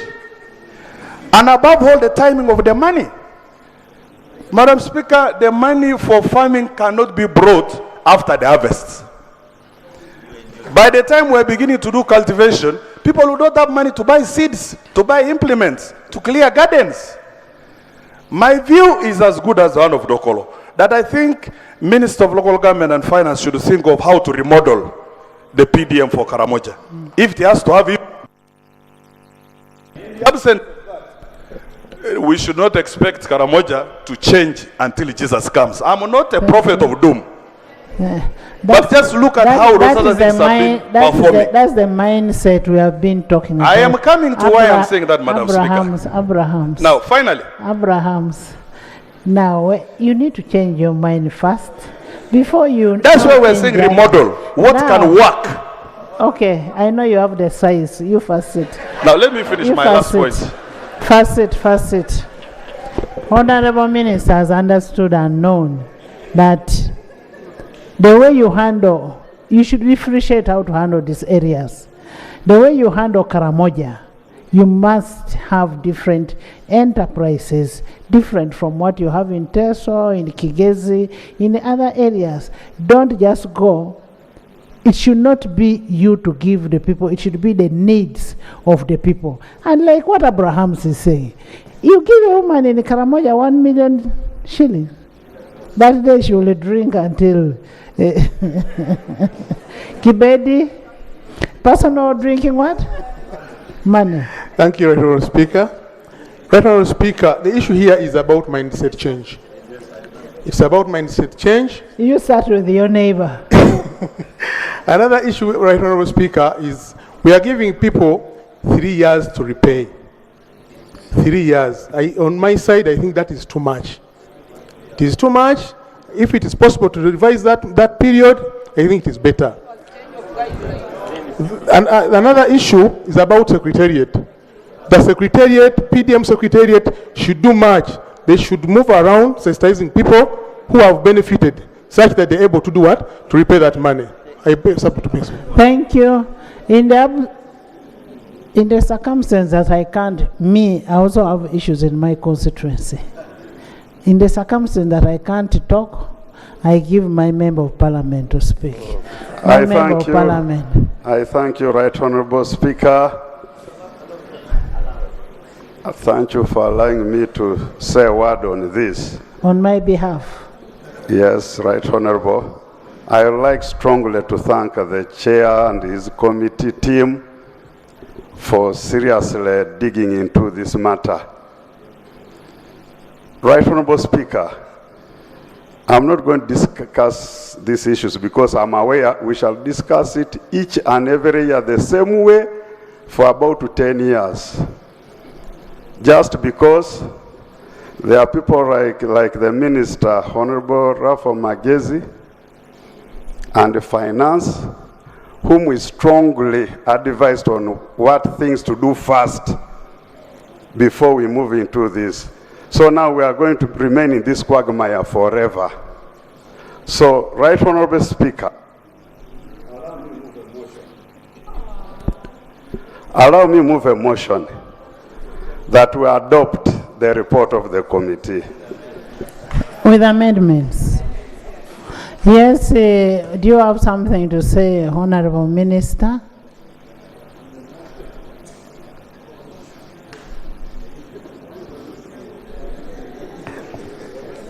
Thank you very much, Right Honorable Speaker. And first of all, Honorable Minister, before you speak, all this that has been seen is to help us grow. Absolutely. We are not blaming you, we are not blaming finance, we are looking at how best can we work, how can this project work better. Right Honorable Speaker, let me start by thanking the committee. My chairman, Honorable Mapinduzi, and the members, thanks for a good job done.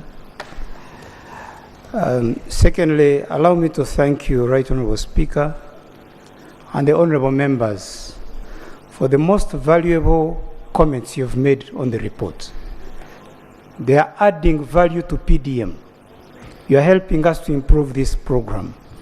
And I want to take all the comments made in good faith because they are adding value to this program. Right Honorable Speaker, I can't stop without thanking members of Parliament for a good job done in your constituencies. Remember where we came from. At some time it was like this is an impossibility. The comments were totally difficult to bear.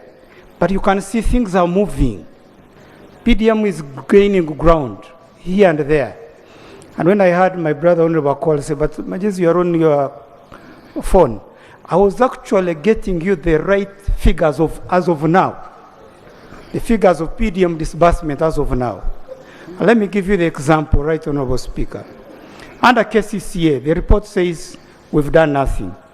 As I speak as of now, maybe a few minutes ago, 7.8 billion shillings has already been disbursed to beneficiaries. 7,385 households, bearing about 71% performance in Kampala. A big improvement. I was listening to comments on Karamoja, and quickly I saw, because we have a tracker system in the Secretariat, and the figures you're getting, this question of why the figures are different, local government, finance, even what I'm saying now, after 2 hours, things are a little different. But I was looking at Karamoja, the issue of Karamoja, Right Honorable Speaker.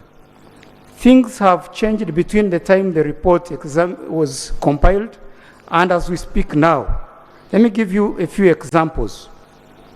When you look at the districts which have already scored 100%, they include Napak, already at 100%. And I'm talking of 107 districts are already 100% disbursement. So many of them are, you look at Moroto actually, the municipality is also above, it's above 98%. Amudat, 100%. Abim, 89%. Nabila Tuk, which the member was pointing out, is 45%. When I look at the poor performing districts as of now, as of today, it's not Karamoja. When you're giving us those figures, give us the figures of disbursement versus recoveries. The percentages. So don't just be happy that you have given out the money, but also be happy that we are recovering to be given out again. Thank you. Right Honorable Speaker, of course, after 2 years, because the beneficiaries do not pay back until after 24 months. And then after that, they are given another 12 months. That's why we're saying you have 36 months to pay back. But looking at the 4 lowest performing districts, we're talking of Namisindwa, 27%, Sironko with 26%, Moyo with 21%. In Karamoja, we're talking of Kabong, which we need really to put some bit of emphasis on. And that was because of the distance to the bank and so on. So I really think we are gaining ground. Right, Honorable Speaker, on the issues, other issues, which just briefly, the issue of the guidelines, we have taken note of your comments. We're going to make sure that when I come back, we have the fresh guidelines printed and distributed to the population. I've taken your advice on the banking, and the parishes, some are big, some are missing. I want to give you the assurance by the time I come back, you'll have a full report on these parishes. We talk of parishes which are coded, meaning those which are gazetted by the Ministry of Local Government. There are 10,594. In some districts, the district council passes the proposal to create new parishes. That process is not ending. They don't think that has ended. So what happens to those other parishes which must come on board? We'll have time somewhere in 2024 to go back to cabinet so that they lift the ban on creation of new administrative units. And we see, especially for the administrative units, the parishes which were already created by the sub-counties. You want to do what? I'm hearing the voice of merge them. We'll come back to this. You But the point I'm making, you first operationalize the ones you created. that's the ones I'm talking about. We have those which are operationalized, which were created, but are not yet operationalized because they were not gazetted. And those are the ones I'm talking about. We're not talking about splitting sub-counties again and so on. Finally, Right Honorable, on the gadgets, government is procuring gadgets to be used, tablets to be used in the citizen registration by NIRA, in UBOS census, and we shall use the same in PDM. So the parish chiefs will have the tablets indeed. Thank you. I want to give the commitment, as we have always done. Every 6 months, we come back, the facilitation, Right Honorable, we are giving 250,000 per quarter per parish development committee. The request now I've had from the committee, which is correct, is to look at facilitation of the SACCO executive so that they don't get money from the beneficiaries. I'll submit that to cabinet so that we can see. But we shall give a comprehensive report, as we have always done, every 6 months. And we are coming back mid-December so that that report answers all the questions you have raised in this report. I thank you, honorable members. Thank you, Right Honorable Speaker. Honorable members, you've heard the amendments. I now put a question that the report of the Committee of Public Service and Local Government on the status of implementation of the parish development model in the various sub-regions of Uganda be adopted by this House with amendments. Those in favor say and the contrary. The ayes have it. The clerk will get the resolution of the resolutions and forward it for implementation. Before we go anywhere, Honorable Magesi, we extended the term of office for LOC1s. Can you come back to this House and give us a report on the way forward? Because we are aware the term expires in January. Thank you, Right Honorable Speaker. Right Honorable Speaker, it is true. We extended the term of office of the LOC1s and LOC2s and the women councils up to 10th of January 2024.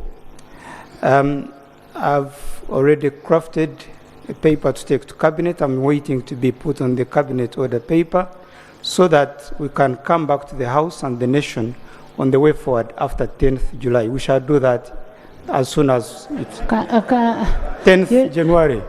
Can you take it as a priority? Because we need to inform the country whether you're going to have elections or not. I commit to do that in the next 2 weeks. in the next 2 weeks? Yes, we should be able when to we do are on that. recess? We'll be guided by you, Right Honorable Speaker. Thank you. I adjourn the House to tomorrow.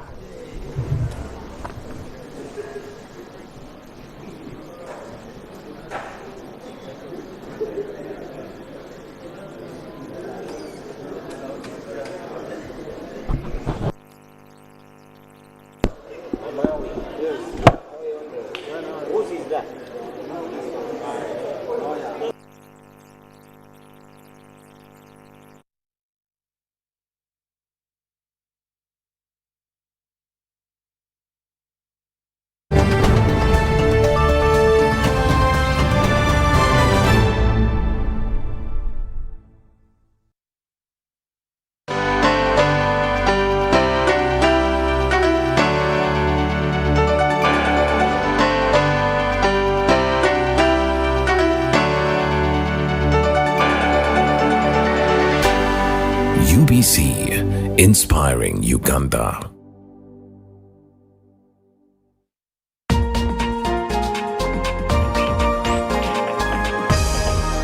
This week on UBC. Wherever there's anything, I would be there. In the middle of it. In the middle of it, I'm going to be there. Like in my secondary school, I had this teacher. Whenever she would hear there's some noise in school, he would come with his stick, and when he's coming, he comes and starts asking for me.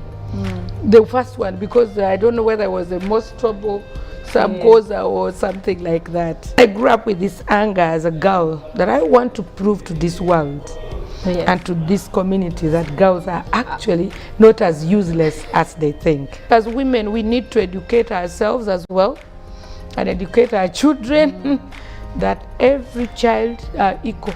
Girl or boy, they are the same children. A brilliant Super Soul sister, Dr. Honorable Agnes Atim, who is the founder of the Hope Development Initiative. Rice became all over the place. Yes. So children, whenever I would pass, children would be eating rice and saying, oh, that's Mama Rice in the local language, right? Yes. Oh, maruchere, maruchere, Yes. something like that. I printed 4,000 success cards for all primary, all secondary, and all the institutions in the district. And I told them, I do not want any of you to cry for a success card like I did. And because I'm now your mother, all of you, I am going to do this on behalf of your parents who may not know the importance of the success card or may not have the ability. But because I know what it means and I went through the same. So I do that every year.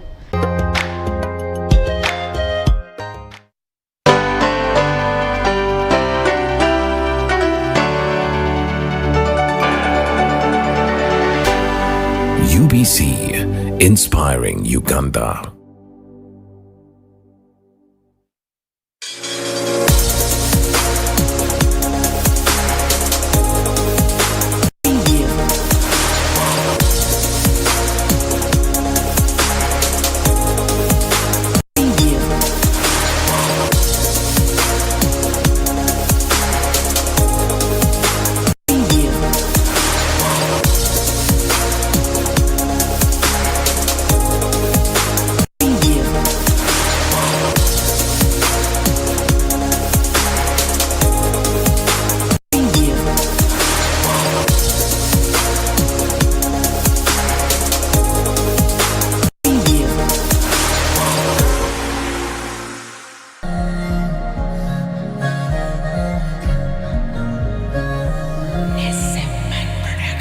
Nalimanya oli one touch kubanga banji bamenya mu fast stuff naye wankubira wozilizi papa hey baby zi papa tuli mu myaka yali one night na uli wenzunguka you are my first sight yakwe wakula loke zali zaitai hey baby zi zaitai ende wange nasibayo emwezi kumo wange za mubanda there's no way.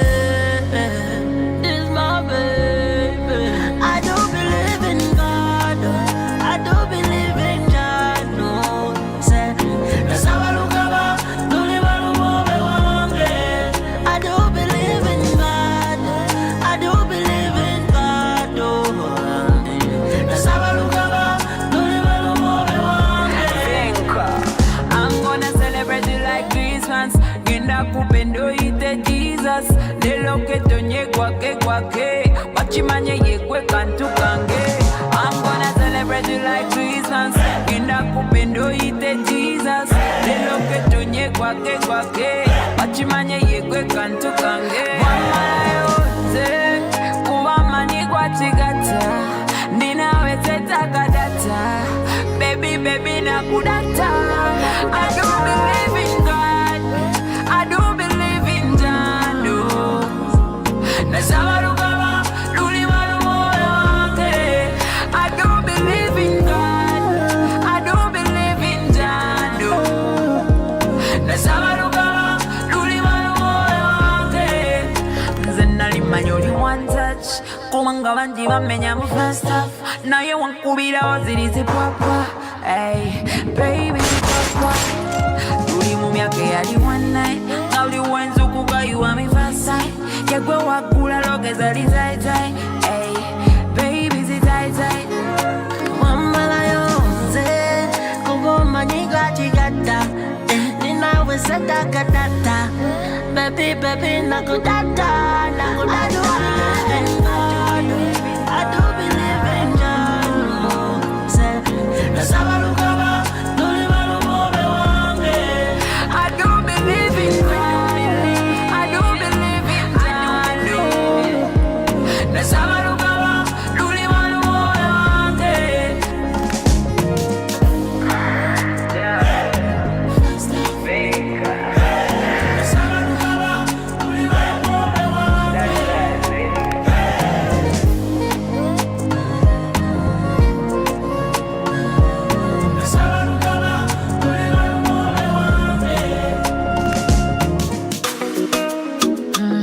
Tonrisanze njagala mukwano kati.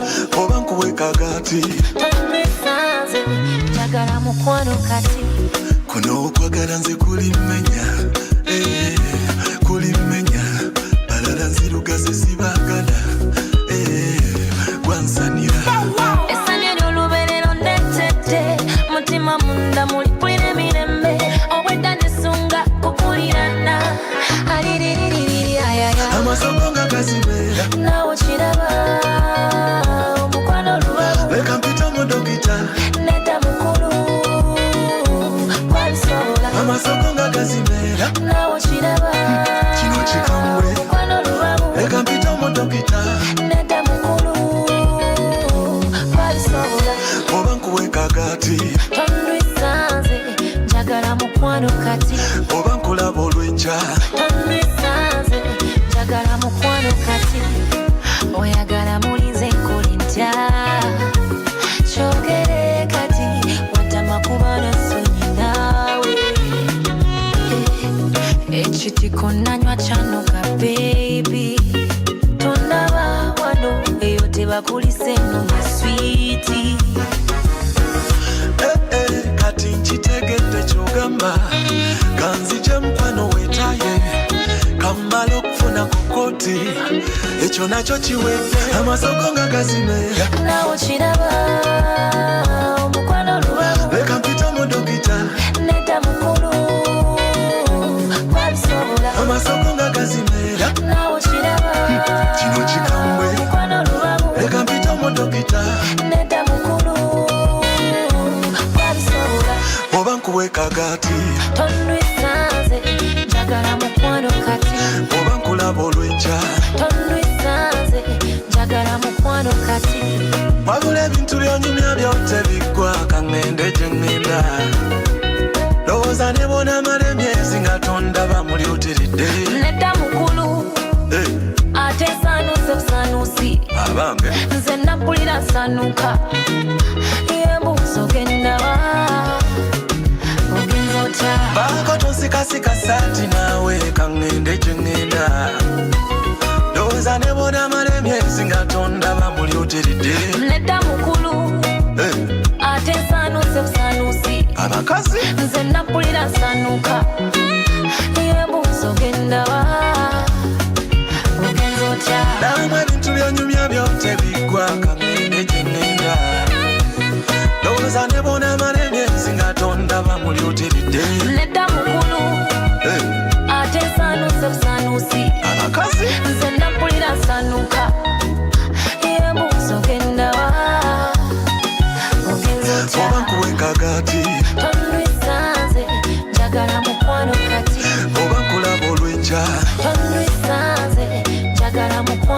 party.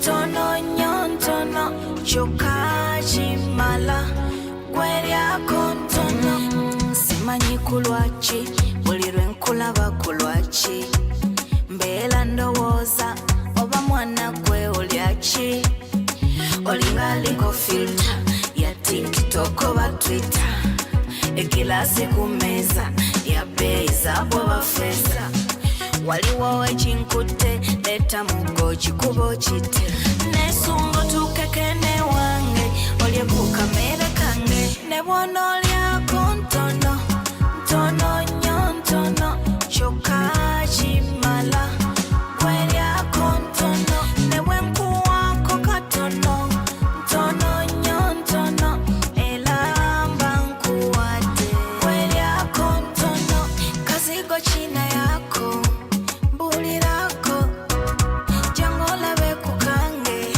obangulako njakwaniriza mukwano fetuyaniriza njakwerabisa bonnabo kukwegayiriza naye ngolikyalako tewange olyeko kukamere kange ne bwona olyako ntono ntono nyontono kyokka kimala kweryako ntono ne bwe nkuwaako katono ntono nyontono elamba nkuwadde kweryako ntono sina shida sina matata oyitayo ndyeno nange nkulinze sina shida sina matata njagala nkumete akazigo baby nkumete sina shida sina matata oyitayo ndyeno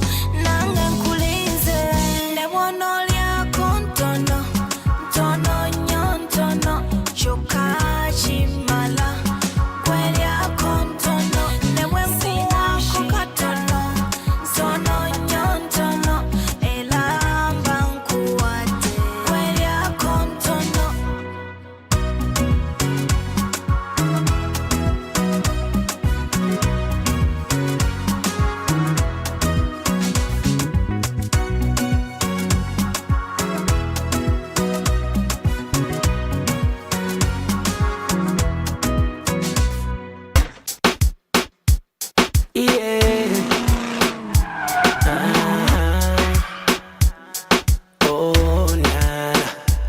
She got a well-shaped body with a bad man look. The type of eyes that mess with my mood. I tell her what I want, she said she got a dude. What man I go do when him I want you to be boo. I tell her say follow me, we go catch a butterfly. She said no miss that plan, do not apply. Run out your business, make dollar multiply. And then come up with it, you never see me deny. That draws me to the question, should I chase or pete? It draws me to the question, mufate oba moleke. That draws me to the question, should I chase or pete? It draws me to the question, mufate oba moleke. This baby don't bite the chico. This is a new Sibinyisa. Tarela babu wakula buacha. Send the Kati wano wentu se menye menye Nangwatirako kananga muze ayagala kukila nze yagala kwambuka. What man I go do when him I want you to be bula banzo. We sit on the tete kufalaika. Feeling is a sense in the visa. They want take you straight to my car. Me can't take no more cause of your good night. That draws me to the question, should I chase or pete? It draws me to the question, mufate oba moleke.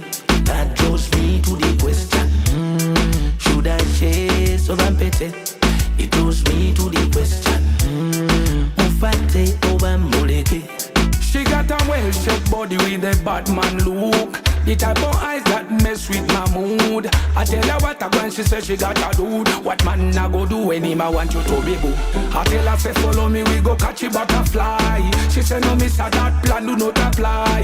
Run about your business, make dollar multiply, and then come back with it, you never see me deny. Wano when to say menye nankwatira ko bananga mbuzi ayagala kukila nze yagala kwambuka. What man I go do when him I want you to be bula banzo we sit on the de kufalaika. Feeling is a sense in the visa. They want take you straight to my come and can't take no more cause of your good night. That throws me to the question, should I chase or bampete? It throws me to the question, mufate obama